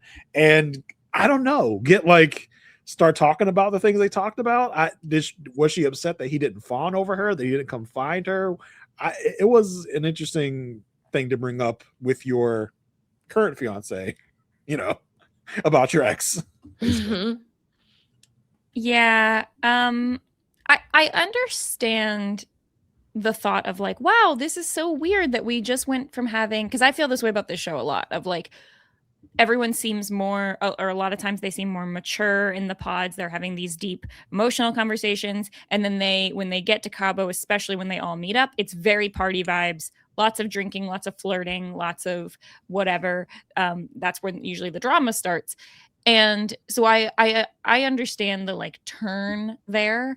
And that would feel weird to be like, wow, the last conversations I had with this person were these very deep things, and now they whatever. I get that feeling. I think it's odd that she expected it to go differently. I don't think she should have. I think if Chris had come up to her and had some deep conversation with her, I think we would have mentioned in the Chris section like, wow, that was sort of inappropriate for him to have done that. Or like I always look a little sideways at the couples who seem to really want to talk with their exes during this phase. So I mean, I don't think it bodes well to their current relationship when they have that happen. I understand the sentiment of like maybe needing closure or whatever. I don't really think while you're doing a bunch of shots in your bikini is the best time to be having that with your current fiance like looking at you. I don't think that usually goes well. But I think the bigger issue here is just like they're being on very different pages about that. I don't know. I like every conversation she has where she's debriefing with him about like what she wants. I'm always just like, how are you not picking up that he is so not receptive to this conversation? Right. And maybe that's alcohol for you. So yeah, I think that definitely plays into it. And I don't know how she's like, we had so many conversations with these people. It's like, when you say people, you mean Chris. Like I wish she would just say like with Chris. Like she's trying to cover it up. I'm like, we had so many times with everyone and all the people we talked to. It's like, you mean Chris, for you specifically. So yeah, I don't know. I feel like the common attitude is to go into these meetups and kind of be worried about a conversation or a meeting with an ex, but for you to like try to dive headfirst into it, that you're so like ready and prepared and want to talk to your ex, I can definitely see where Connor would be like getting a little bit of side eye, like, why do you want to talk to him so bad? Like it's not as if you're just like you're okay with a conversation, you would like to seek out a conversation with your ex. That's weird to me. We've seen so many of these instances where we get the classic, oh, my person's talking to their ex over there at the pool, I'm so worried, and she wants to dive headfirst into that for some reason. Yeah, like she needed a part 2, which was wild because it's like, okay, I understand if you need a part 2 for closure, but she needed a part 2 as in, oh, I don't know how many parts there are going to be, but right now I need a part 2. Next, I'm going to need a part 3. And it's like, okay, if you want a relationship with Chris, just say that. I need to talk to that man. I really need to talk to him. Like if I was just like your fiance, I'd be like, that's weird. Like you're so like prepared and anxious to talk to him. It's not like they had like a bad breakup or like that he was her number one and she got dumped. Like I don't even know what the closure exactly she's looking for here is. And we hear this. We had so many deep conversations. We need to talk, and then they talk, and it's just very like small talky banter of like, oh, I really want to do your. She tries to like, I told Connor, me and Chris gonna do these things together anyway. Which, if that's true, like that's freaking wild. And, Absurd. yeah, and as you said, Chris is like, well, you and Connor can come over and do my ice plunge if you like. But the way she was really flirty with him was like, ugh, like this is the deep conversation you want to get into. She said she has hard eyes for him, and I thought it was like Chris was trying to like level the playing field. Like, yeah, like I thought. Like, what did he say about her voice? She's said, like a three pack a day smoker. Yeah. She's like, no, I just have terrible vocal cords. Because she won't shut up, as Connor says multiple times. She just won't shut the F up. I think Chris even said it at one point. She just won't stop talking. Yeah. It's always a red flag when someone says something like, yeah, me and this person who broke up, like our significant others are just going to have to be cool with us hanging out and being best friends. Right. Big red flag, big misunderstanding of marriage. Yeah, especially when it's an ex, like, I don't even know this whole thing. I did literally roll my eyes when she kept talking about how she was surprised that the conversations weren't in depth. And then she goes on to have the most like just fluffy, flirty conversation with him that I'm like, you're not getting like, what do you, I don't know. So. And then it's like Chris is trying to be nice. He's like, yeah, I really see you and Connor like to get like you guys look like you belong together. She goes, really? Like, like that guy, me and that guy, you think we belong together? How little you think of me, Chris? Right. You think I belong with that guy. So that was a lot. And then the debrief of the part 2, where she's like, it was so great. And I think we could even use a part 3. And at that point, Connor's like, a part 3? Like, what do you mean a part 3? And then I think at that point, she sees his hesitation. She's like, well, she reels it back. She's like, well, actually, we didn't really talk about anything much at all. I don't need to talk to him anymore. It's like, you just said you wanted a part 3. And now, like, because Connor does do well to tell her what he's feeling of like, it's a little unnerving that you feel this way about a connection that you were supposed to have cut off, that you still want to keep going back to this person. And she's like, oh, well, we actually talked about everything there was to talk about. There wasn't much to talk about. Like, we don't need to talk again. Like, what you just said, you need a part 3. So, I know. And I wanted to blame it on like their first conversation of her needing a part 2. I wanted to blame that on, look, they should not be having this conversation right now under the influence. But the fact that she continues to stand 10 toes down on needing continued conversation with Chris, needing to needing to have the space to like hang out with Chris. I'm like, I need Connor to articulate what he like, that he is uncomfortable with this. Like, what he's saying. He did. I mean, he did. He said, like, I don't feel great about the fact that you still feel like you have this connection that you haven't cut off. Like, I cut off all my connections.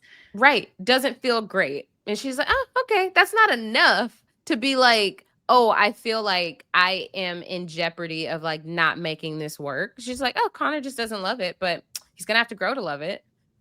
No, I thought she got it. I thought she understood that he's like sort of not feeling good about this. He's like, he wasn't very happy with it, and he's like, usually I would keep this in and just blow up in a day or two. So I think he was able to communicate that he was like, I'm not cool with this at all, resulted to the fact she's like, oh, well, then we don't need to talk again. So I do think he got it across. Yeah. But he waited until after part 2. Like, yeah. Like, okay, we don't need to make this a trilogy. Like, we can stop it at part 2. Like, the sequel was enough. You don't need to keep making conversations. The weirdest part about all of this is like, we haven't seen her say anything negative really about Connor or her connection with Connor, or even anything being like, I really think I deserve, belong to be with Chris. So maybe she's just had a lot of alcohol and she wants to be friends with Chris, and it's just coming out really badly, and she's not able to pick up on Connor's vibe at all. That's like best case scenario, but it's just the whole thing is kind of odd. I do kind of wonder if she finds him attractive, because we didn't hear much about her finding him attractive. We did hear a lot of her saying he was sweaty and like he said he's a stud, which yeah. But like we haven't heard her glowingly talk about the fact that she finds him attractive. So I do wonder if that's part of the issue where she maybe she thinks the grass is greener over on the Chris side. Yeah, I think it's very clear that she finds Chris attractive. Mhm. So, I mean, and she does double down with Connor to say that Chris and Jess make sense. But I just don't think this is the end. I think I don't of her needing to continue to kind of like develop this whatever with Chris. I did kind of wonder, like, in their conversation, if she was trying to like see if there's any cracks in the Chris and Jess thing, and from their conversation, it felt like there weren't. So she's just like, "All right, well, I guess I'll move on. I guess I'll stay with my guy since Chris seems happy in his relationship." I just happy with his fiance. Yeah. Like, so I was just thinking maybe that was also it, of like, maybe let's see if there's like some wiggle room here, as we'll kind of see with another couple down the line. We're just like, are you happy? Like, could you see, could this be a thing with us? And it felt like she got her answer when Chris was kind of like, yeah, we're good. Like, we're all good. Right. And she's like, okay, well, I guess I won't be an happy. I'll go down right now. Let me stick with Connor. But she did still say, I need a part 3. Like, I don't think I thought it was interesting that Connor tried to act like Bri, and he just like really didn't have it in him.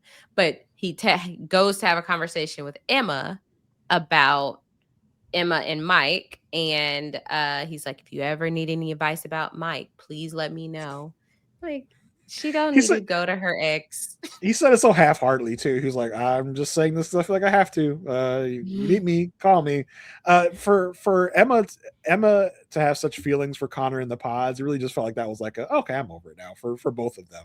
Yeah, I really felt like that was a big thing. And also all these conversations are very like producer like driven. Like, don't you want to go see what Emma's up to? And it's also possible, because we don't know the timeline, maybe Emma and Connor broke up on like day 7 or something, or 6. Right. Like, we don't know. Maybe it was earlier. Yeah. All right. Anything else on Bri and Connor? I don't predict this to go well. Yeah. The previews are not very positive for them, for sure. Yeah. Bri seems very dominant for Connor's demeanor. So I just don't see it like in some men really like dominant women like that. They like that dynamic, but in this situation it seems like it just keeps rubbing him the wrong way with these different situations that have happened so far. So I just don't predict great things. If it does turn out great, I will be pleasantly surprised.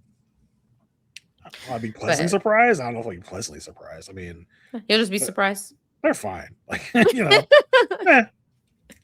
You're not going to be just jumping around in excitement at home. Yeah, I'm not rooting for them. That's a good question. Who am I rooting for in this season?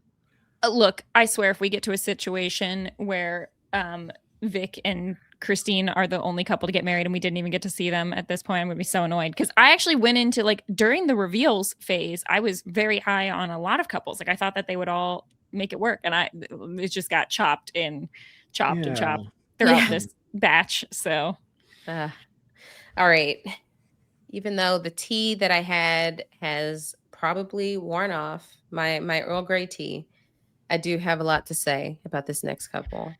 Let's go ahead, buckle up, and talk about Britney and Devonte. Devonte, do you hear your name? What are you doing? What are you doing, man? Or Devo, as he likes to be called, which actually tells me a lot about him. What are you doing? What are you doing? Do you have eyes, my man? No, he does not. So we started to learn about these two, like, really, or I guess they started to focus more on these two in this drop in the pods. We still saw almost nothing about them in the pods.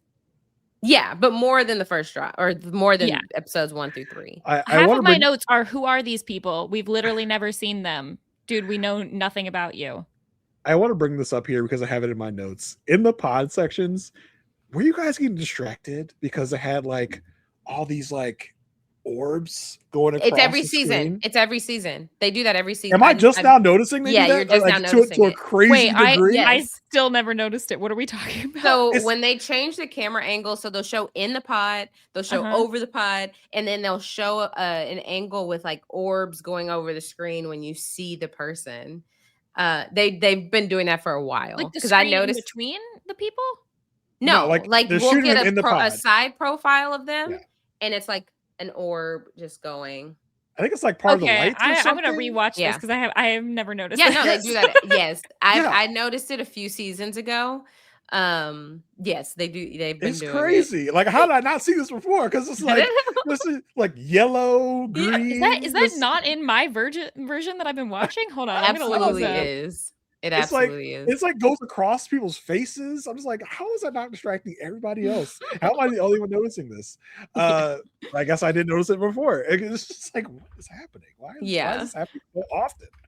That's so funny. But I wrote that in my notes because it was the one of the pod scenes with Devonte and Britney. I was like, what is with these orbs? What is with these lights? So we did get one substantial conversation about Devonte and his dad and how he like met his dad at a football game when he was younger, didn't realize that was his dad. Like his mom was like, did you just talk to someone? And he met his dad once at 18, and I'm going to assume that his dad is the one who is Black. Yeah, I think it's safe to say. But like that's some movie-ish right there. Like your dad's like at the chain link fence in the stand. Hey kid, good game. Just like, all right, cool. Like that was your father. Sounds like that's like a like what is this? One Tree Hill? What are we doing? Yeah, hurricane season. But yeah, it's like so. Yeah, that was interesting. Yeah. And so his dad has unfortunately passed away, but he did share this story with her so she understood of like how his dad hasn't been present in his life. And this is when she mentions that she's getting the tingly winglies and he's also getting the tingly winglies. And he is smiling ear to ear. But the very important thing to note is that if you perform this exercise like some people do where they watch blindly, right? You would not be able to guess Britney's race if you're only listening to her. Devonte guessed wrong, I'm assuming, because when they get to the reveal, that's when we learn she is Hispanic. We later learn that her mom is Black, or her mom is Colombian, her dad is Black, or vice versa. And so he is a little caught off guard because she is a woman of color, and that's something I've never dated. That's something I have never dated. A man of color. What are we doing? Saying yes. Ugh. Also, not to cut the momentum, I just went back and looked. Actually, happened to click on this exact conversation when I was looking at it. Yeah, I don't know what these orbs are. They're definitely there, but it's not like lighting. It's not like the camera is behind lights, because on the top-down view, you don't see lights in those places. This is just weird editing that they do. Yeah, they do it every season. They add them in. Funny, weird. Anyway, this is what I was referring to earlier when I was saying, if most of your conversations, even if you sprinkle in, oh, they're cute or whatever, if most of your conversations in confessional after the reveal have to do with not expecting them to look like that, not having dated someone like that, you're not gonna. It's the physical is already too big of a deal, and we're not gonna see it turn around. Yeah, it's just wild to me that like he went into the pods and like on the first day where they all date everybody, he got Tyler, he got Kia, and then he was just like, nope, cross off the list. Like it's wild to me that he's like, I've never dated a woman of color before. Like that is an X out factor for you to be like, nope, not gonna date that race. And it does go the other way around as well. Like, you know, Black people, you know, they say that we're gonna date Black people in this pod, but then to like be so hesitant about it afterwards and to keep mentioning it is quite a thing. To have a confessional like their reveal went fine up until that revelation from him, right? Like it seemed like, oh, they kissed, they sat down. It seemed like, oh, things may be okay. He may seem a little nervous, Well, but then we she did say, well, he's a little shorter than I thought he would be. yes. He's kind of sticky. And Is that what she said? Sticky? I was trying to figure out what that word was. Yeah, then she said sticky. And she says he's not someone she would normally go for if she saw him out. So Yes. we get that and we get Devontae's issues. So I was like, oh, this is She did on top of that though. She did after that say, like, even though she said he was like sweaty and sticky, she did say he's still handsome. And yeah, she also so I'm saying, like, she wasn't like counting him out over this. He very much sounded like in this moment, like, hard stop. Whoa, woman of color. I think neither of them is each other's type. Right, neither of them was walked in and went, wow, I'm physically attracted to them. Neither of them said that. But he seems to then almost completely shut down instantly after that. Whereas she, I think, was given it a chance. Well, it feels like the pod went okay for him. He didn't mention that in the confessions, but he's like, on the way out, he's like, wow. Like, he seems kind of smitten with her at first. And even when they get to Cabo, they are very like, they are kissing, they are doing this thing. But then it seems like right after they get to Cabo is where it really starts to like go downhill. Yeah, because I mean, we got a confessional from him. Like, I know she's dated white, black, mixed, but you know, maybe I wouldn't have approached her in the wild.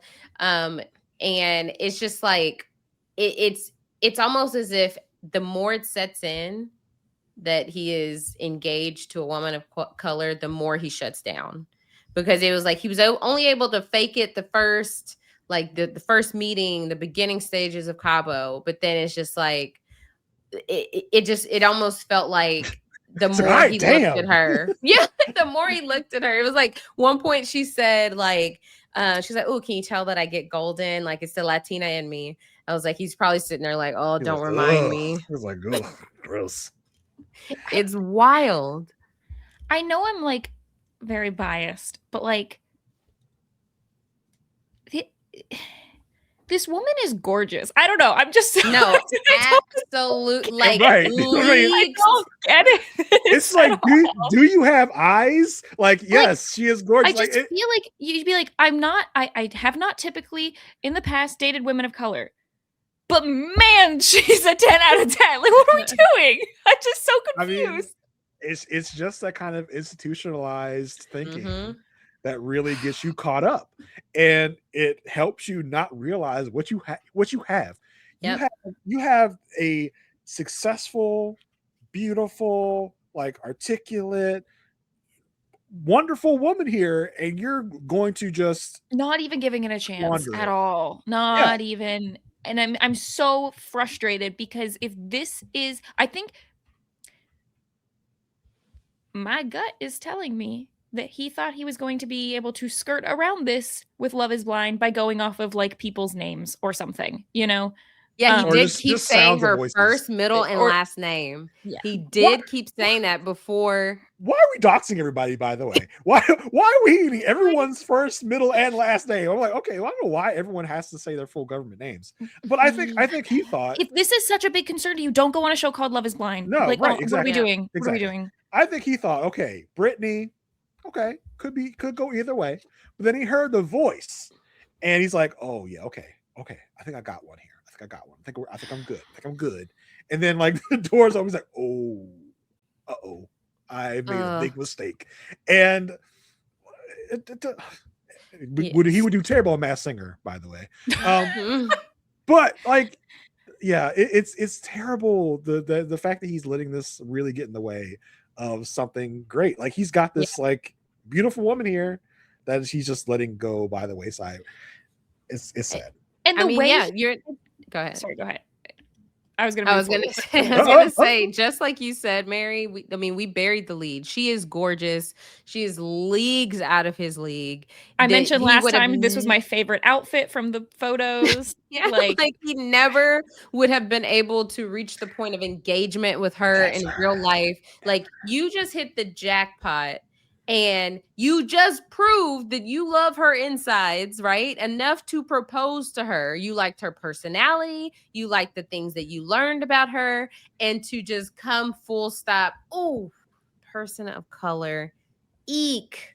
Like Can't do it. I was so shocked that when she was going into the reveal, now I understand the editing, but when she was going in saying like, oh, I like tried to hide, I never mentioned anything about my ethnicity or background or whatever, and I was thinking, I'm like, why are you even bringing this up? Like, what does this have to do with anything?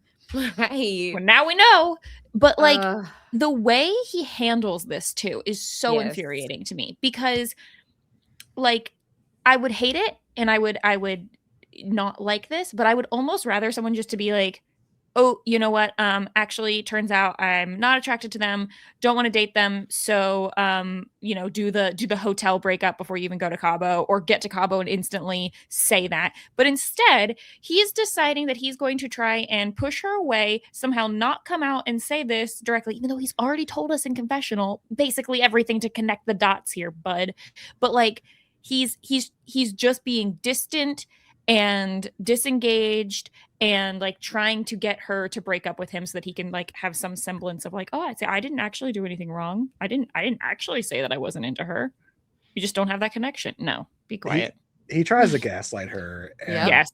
just be like, oh, it's not me. Like, that's just who I am. So if you don't like who I am, then I guess we're not fit to be together. It's like, come on, bro. Like the fact that like and so she's already calling this out, like, you are not being affectionate, you're being distant, like you're leaving the bed, going to go like sleep outside on the balcony instead of like sleeping with your newly engaged fiance. Like, you could have all this and you're just like, nah, I'm good. Like when they're at the pool party and they're doing the never have I ever, he's like, never had a hickey. She's like, I can do that for you. He's like, no, I don't want a hickey. No, not for she literally real. starts with the like, I don't want to have sex right away because like I want, like she had mentioned earlier that she had been like, I can't remember the phrasing. She just used. wanted it to be like, she wanted to have sex with someone who would be the her forever person. Yeah, and the next person to be her last. She had said, oh, she's been in a season of celibacy. That's what she had said. And so like, to the point where she's just thinking, she starts getting in her head and is like, maybe we're not having this connection because he needs that. I told him like we could have sex if that's really going to make this. Like, she's basically throwing all caution to the wind and just saying like, I don't know, like maybe that's why we don't have this connection. I appreciated the conversation she had with, was it Jessica? I think it was, who was basically like, well, maybe he's just oblivious. Maybe just you need to be upfront with him and tell him this. But we see after she does that, it's just more gaslighting. I just love that she did come to the realization, because it was just making me so mad that this man was making her feel less than. But I was glad when she came to the realization that she was doing all the initiating and she was the one in the driver's seat, and recognizing that he was being distant. And then, we did learn in the pods that, his grandfather had passed away, and they did let him know that. So then for him to, when she does confront him, say, oh, I just lost someone, like I'm, going through something. It's like, then you should have gone home. Yes. Exactly. You can't have it both ways. Don't try to guilt trip her into feeling bad because you're behaving this way. Yeah. And in that last conversation, she's just like, yeah, we should be like in our honeymoon phase. And he's like, we're not at the honeymoon. This isn't the honeymoon. This is technically the getaway. What?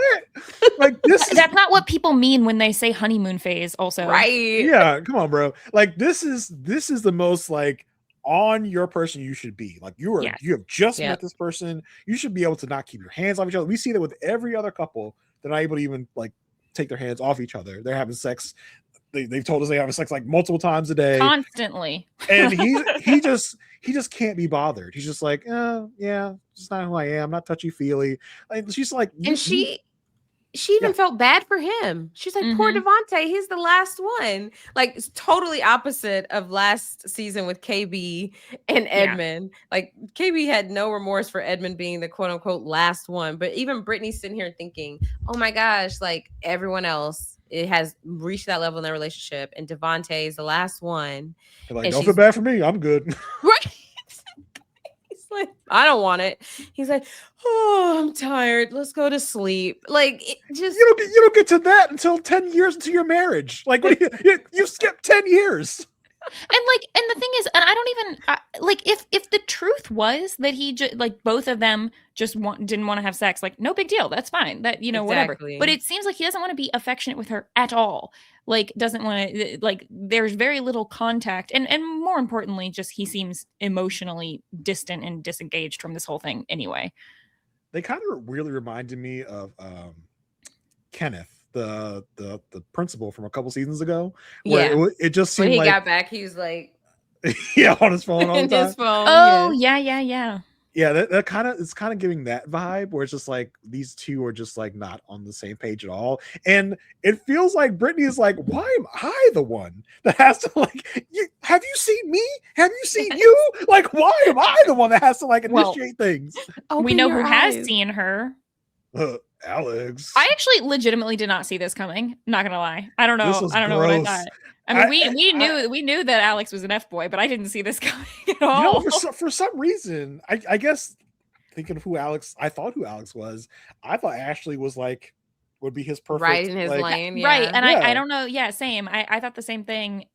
Apparently, Alex told Ashley at some point after meeting that she was not his physical type. He told her that at some point. Well, he said he broached the subject. So I don't know what exactly the subject, and he needs to revisit it. First off, you don't need to revisit it. That's not the point of this show. I don't know. Alex seems to me like the kind of person who would be like, would see someone attractive on the street and come back and tell their significant other that they did, and she'd be like, why'd you tell me that? And he's like, don't you want me to be honest with you? I thought you wanted me to be honest, that I found that girl hot. Like that. He seems like that kind of guy. So this is wild. Yeah, Alex decides basically he's going to shoot his shot with Britney. That's literally what happens here. He goes up to Britney, starts telling her that she's his physical type, and he also says just like a bunch of, I'm just like taking out the shovel and just like really burying himself with like half the things he's saying. He says that he's not attracted to Ashley, or that she's not his normal type, and then he needs to double down and tell her that again. He also tells her, mentions this phrasing at one point that he's like, there's a physical aspect to this process. We all just need to like agree to that. It's not really supposed to be. I mean, there is a physical aspect, but he's making it seem like it's much bigger than it's supposed to be. Kind of the whole point is that it's not supposed to be. And he's like, Ashley and Devonte, they'll understand. They're playing a similar game. Yeah. What? Yes. What like the fact that you're looking at this as a game? He says, I am perfectly comfortable breaking a girl's heart and telling her to her face that I want to end it. Why are you saying these things to someone you're trying to pick up? None of this is making you look good. And I wish we had more from Britney after this. She says that he had a level of ruthlessness that makes her nervous for Ashley. I don't know. Well, do y'all think she talked to Ashley? I hope she did. I was worried about Britney for a second. I thought she was really like eating playing into this, but then she has that line, Mary, that you said that he has like ruthfulness and she's worried for Ashley. So I was like, okay, well maybe she's not like falling for this hook, line, and sinker. So I have a little hope for Britney there.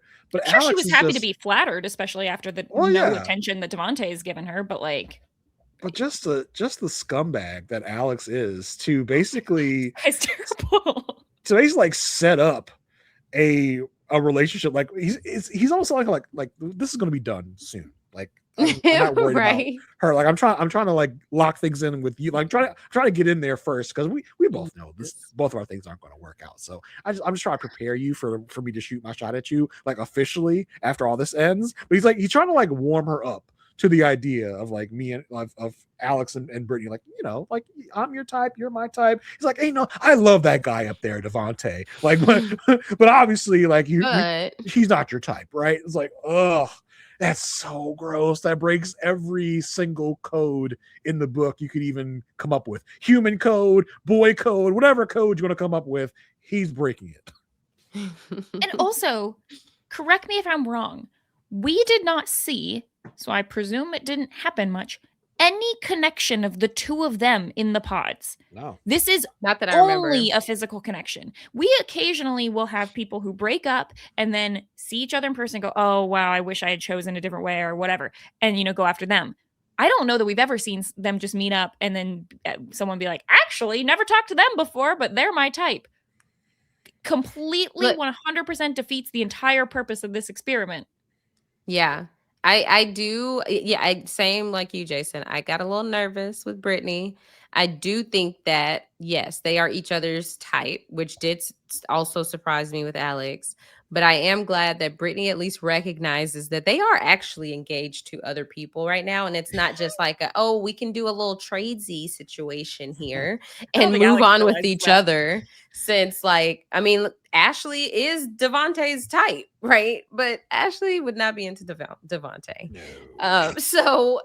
I'm glad that, you know, Britney isn't at the level of Alex to be like, ooh, you're right. We aren't married yet. We could give this a shot. But I did see a different side of Alex talking to Britney. It was like, when he's with Ashley, he's putting it on. It's like this like new I don't even know how to describe it. It's as if he's playing to the camera while also trying to just he's trying to play this persona of this cool athlete that just like is hitting it on all cylinders. But he didn't come across that way talking to Britney. And I think it's because he was trying to like he's trying to sell himself. He's trying to present a version of himself that like she would be attracted to. So I'm kind of confused at like which is the real Alex? Is it the Alex that Britney saw for that split moment, or is it the Alex that Ashley continues to see? It I think doesn't both. matter either way. The real Alex is someone who's going to be lying to his current Oh yeah, for fiance and sure. trying to pick up other people. So yeah, he's an F boy. I mean, that's the real Alex. I think It's both all shades Alexes. of bad. Like, Yeah, I think both Alexes are him. We see the one with Britney, like pre-relationship, where he's trying to like hit on a woman, and then we see the Alex that he is with Ashley as the Alex we're going to get when he's in the relationship, when he's trying to like he's doing all these sexual innuendos. He's talking to her like weirdly, like not weirdly, but like very sexually all the time. I think that's all part of him. He's just like an overall F boy. Yeah. anything else on Britney and Devonte before we talk more about Alex and Ashley? No, I don't even know if they're going to make it to the airport. No, I don't. No, think so. yes, same. No, there's I no think way. that They break up Britney, instantly at the beginning of the next episode, 100%. Yeah, I love that we saw nothing from them in the preview, because that means that Britney recognized her worth and knows that she does not have to deal with whatever Devonte is giving off. Like he's trying to be so nonchalant, and just like, even in that when they were on the beach and she tried to be honest with him about him being disengaged, and he's just like, what? Sometimes I just need to go take pictures and be calm.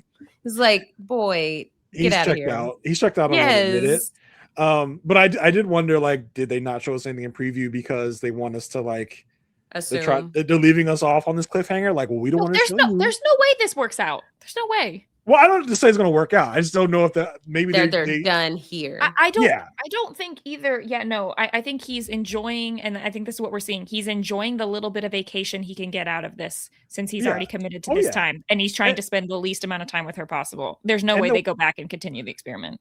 And the way that he's trying to spin it to her of like, oh, I just miss my grandpa a lot. Like, I don't see you being this like sullen, depressed person when you're with the other guys, when you're with the whole group and you're having fun rolling down the water slide. So it's like, I don't, you're not consistent. Like, sometimes I just don't want to talk.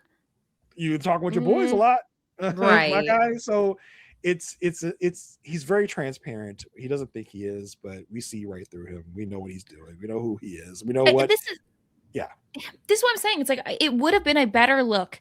I mean, a bad look, but a better look for him to have just said the second he saw her, actually, I'm not interested in her.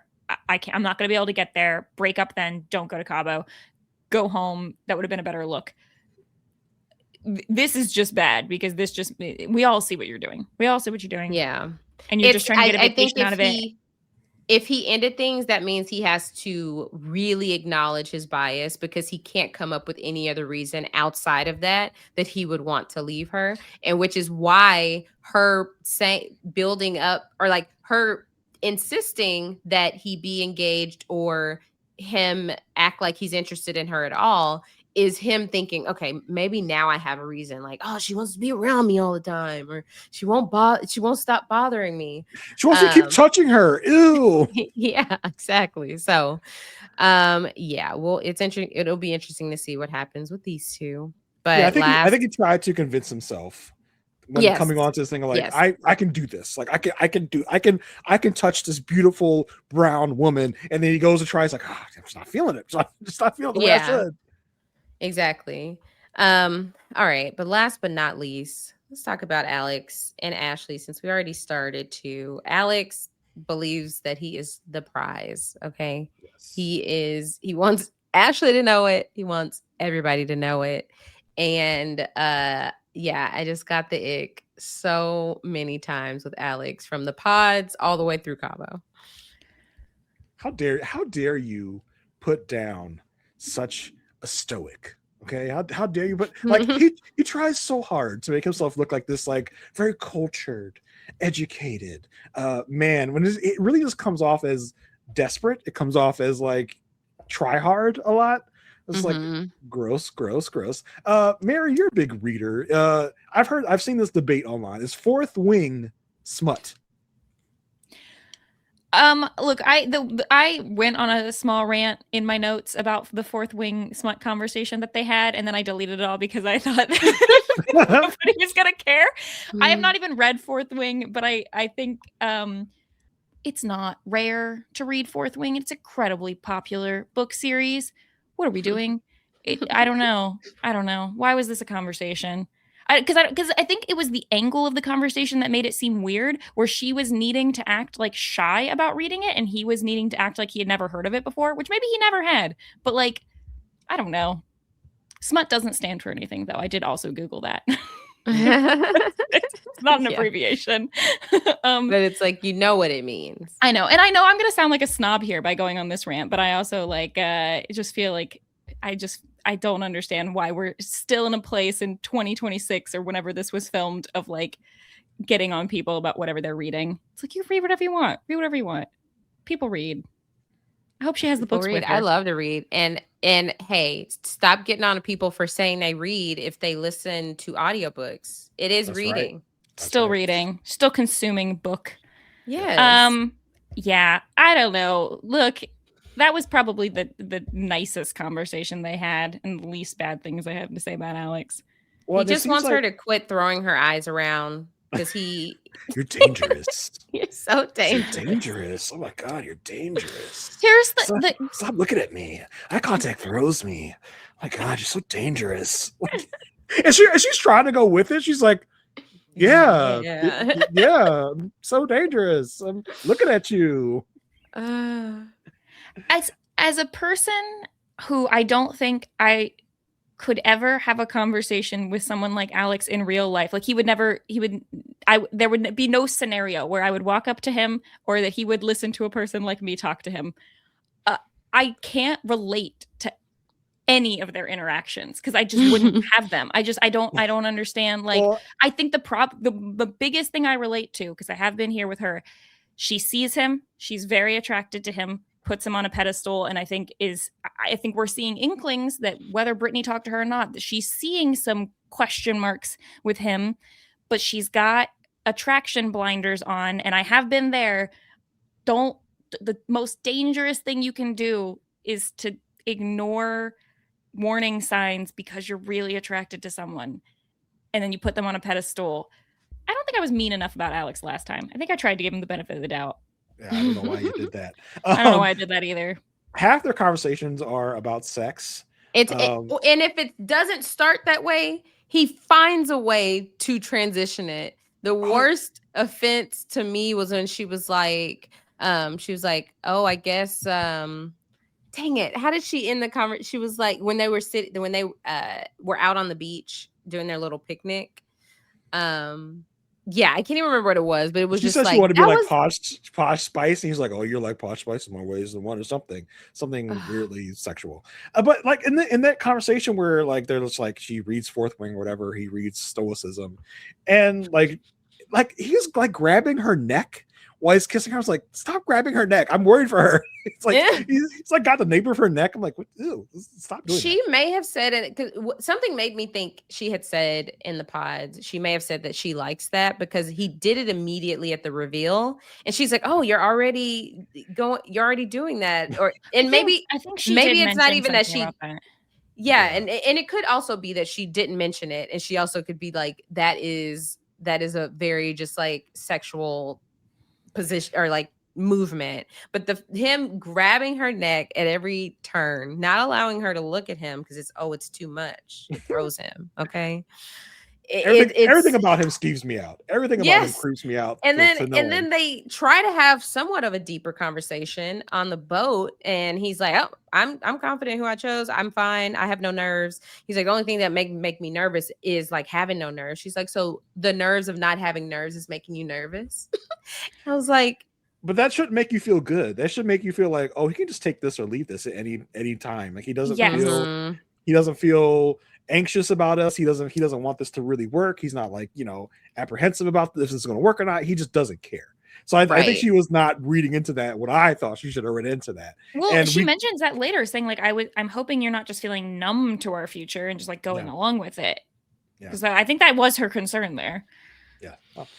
Oh gosh. Yeah, so it's just like you said, it seems all physical for him and Britney. I also feel like it's all physical for him and Ashley because it's like but even though she's not his type, the way that I saw these interactions differently was like he approaches Ashley like someone he would meet at a bar, and like the end goal is like he just wants to sleep with her.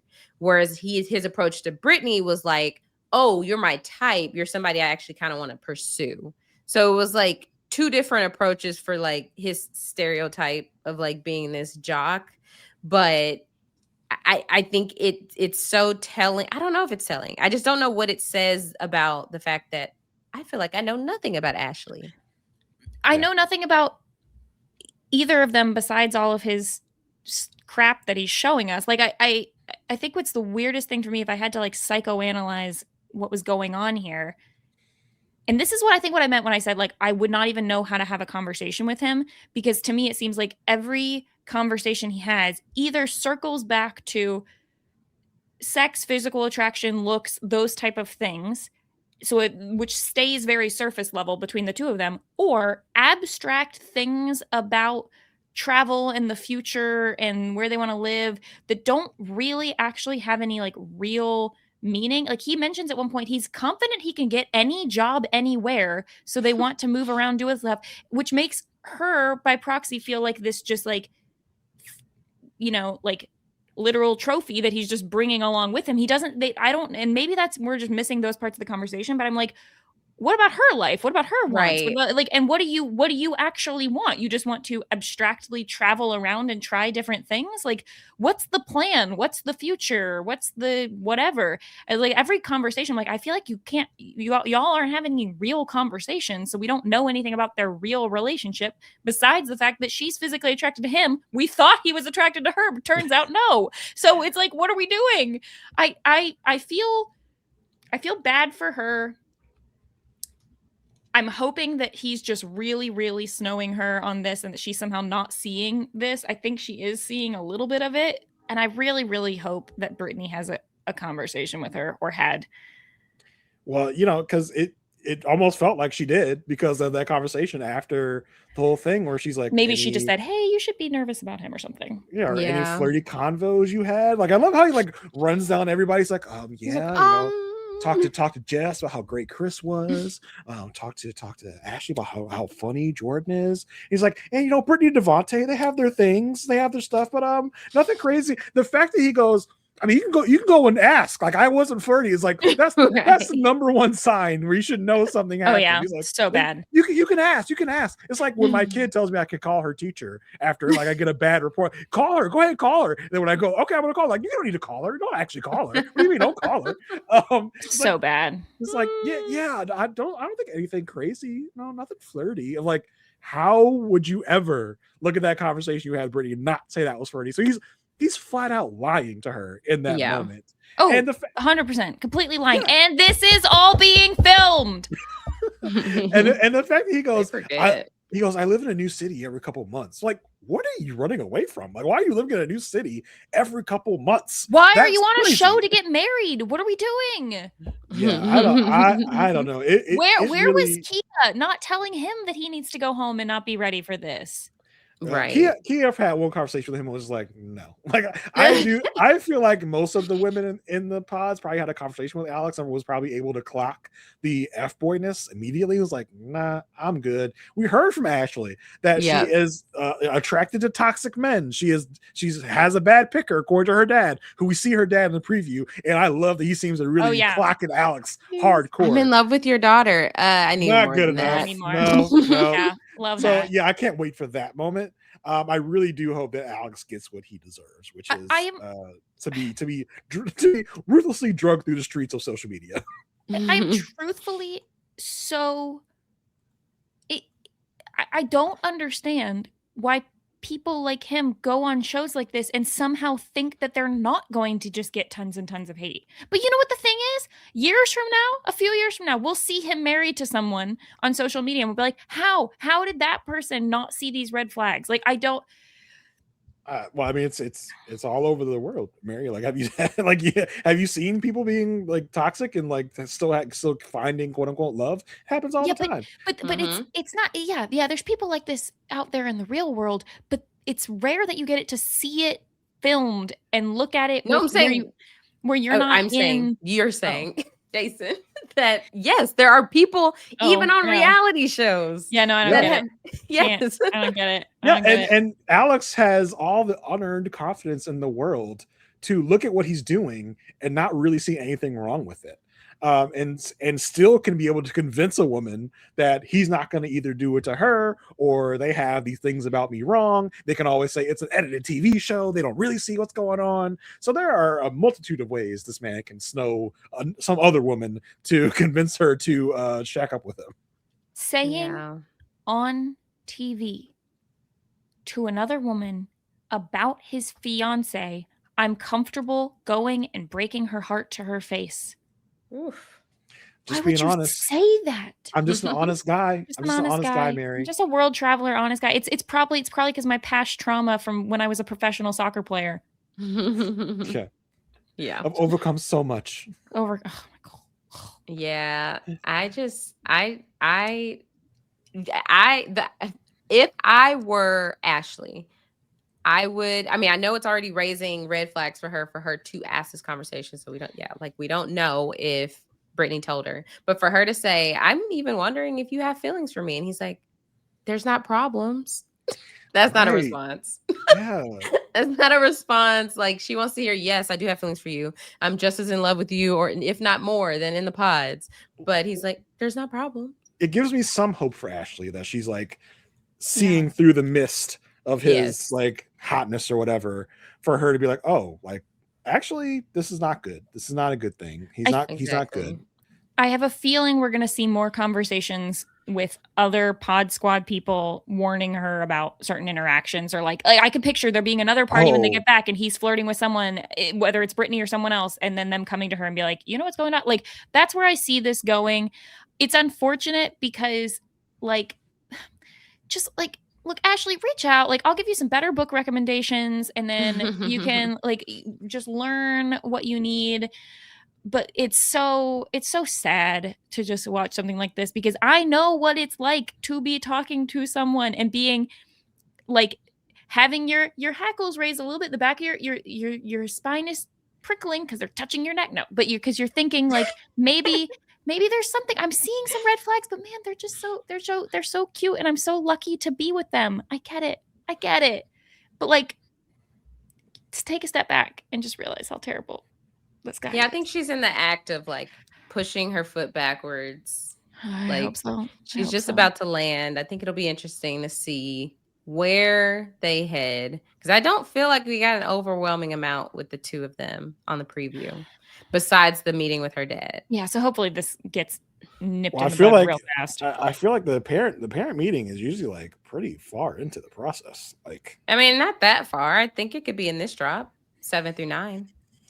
Possibly. I hope so. Possibly. Yeah. But I hope she sees the light at some point. I really feel like there's going to be some sort of scandal of like, there's some other pod squad of like, oh, Alex texted me or Alex DM'd me this, that. I could definitely see that coming to fruition at some point in this season. Yeah. All right. That's it. Those are our 7 couples. plus the couple, the trio in the pod squad, or I feel like in I the just pod had squad. this like sad look on my face this whole time because I really went in from last drop feeling so like not exactly confident, but like I was rooting for a lot of these couples. And unfortunately, one of the only ones I'm really left rooting for is the one we saw almost nothing from because they're off in Malibu. Yes. So you're only rooting for Vic and Christine. I'm not. I would say I'm potentially the other potential people I'm rooting for. Amber and Jordan, potential. Emma and Mike, potential. But I'm gonna need the editing to have been real bad on them thus far. Potential Jess and Chris. You feel the same way, Asia? Who are you rooting for? I think mainly I'm rooting for Vic and Christine. Yeah. I think I'm also rooting for Jordan and Amber. Yeah. And Emma Britney. and Mike. Oh no. You're rooting just Just Britney. rooting for Britney on Britney and Kia. Right, you guys but- get together. Yeah, Brittany, Kia, great. Like I'm of course rooting for them. I'm rooting for a lot of these people as individuals, but like, I mean, unless we see other things, I don't know. Are either of them into Connor? I don't know. Yeah, probably not. Yeah, I think as far as couples go, though, yeah, Vic and Christine, Jordan and Amber, and I don't know about Emma and Mike. I think, like I said, jury's still out on Emma. Yeah. But yeah, really, that's it. And I don't dislike Emma or think that she's doing anything wrong. I just think that they've got like some compatibility issues. So yeah, I just don't know if she's into Mike himself. Yeah. Or if she's into having a partner.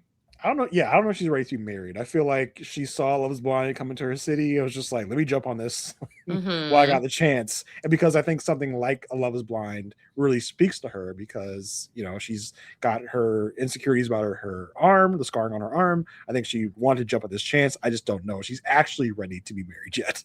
Right. Exactly. Yeah. All right. We Mary, did it. You're so defeated. It's like, yeah. I'm so sad. I really feel like I ended the first drop so much higher up, and I'm not happy about the fact that even the couples that we're rooting for are like have sus things coming up this season. So can we get so here? Let's snatch Jess, snatch Connor. Let's put them together. I can root for that. I can do that. Jess and Connor. Yeah, that's interesting. Let Bri and Chris go off and be weird and awful together. Yeah. Let them do whatever they're gonna do. So let's like make another couple. Let's make a different couple. I don't even know if there was anybody else that I could. I think that's it. Britney like would Britney and Mike be into each other? I don't know.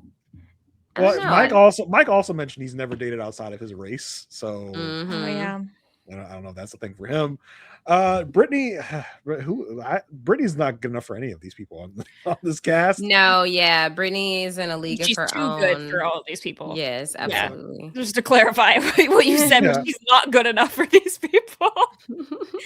This is just, I really thought Ohio they would just all be they would pull through. You really thought? Mary, everyone is awful everywhere. Okay, I thought Ohio would have a higher chance of having more. There's no positive way for me to finish this sentence. No, even the fact that the fact that they had to name it Ohio and not even a specific city. Like the first season in 10 seasons is not a city name; it's a state. They cast their net wide, and they were able to because it's Ohio, the state. So yeah, they still found prime Love is Blind contestants.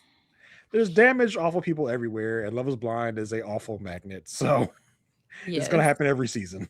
Yeah. All right. Thank y'all so much for sticking with us. We will be back to talk about episodes 7 through 9. I'm gonna be Mary, less of a downer next time. Up with you? I'm just gonna embrace the drama. Yeah. It's because I love guys. That's why I'm upset. It's because I just really wanted happiness. You can keep up with me everywhere at Frail Mary, and most recently, the things I've done have been a heated rivalry podcast with Grace over on the Tastemakers podcast, and several episodes of the Always Hold On to Smallville podcast talking about Smallville, a show from the early 2000s. Superman, and also Extracted coverage over here on Rob Has a Podcast with Chappelle. Feel free to check any of those things out if you're interested. Love Jason, it. what have you been up to?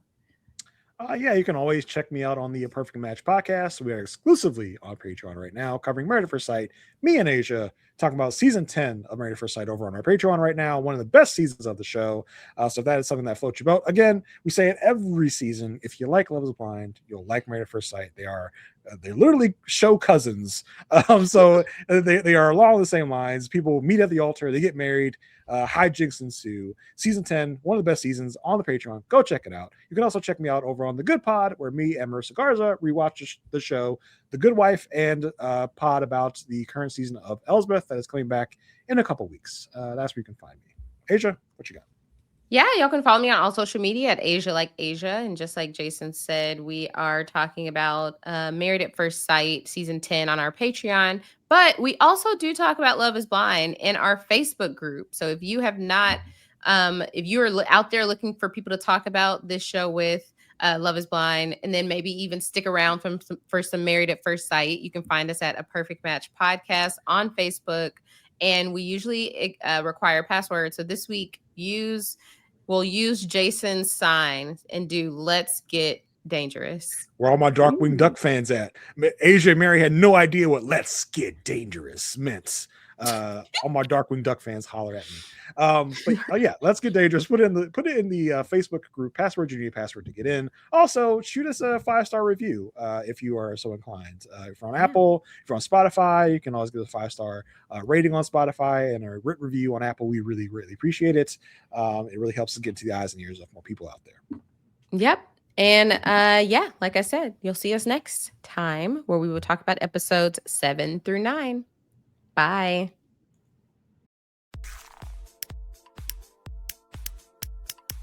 This is RHAP. We know reality TV.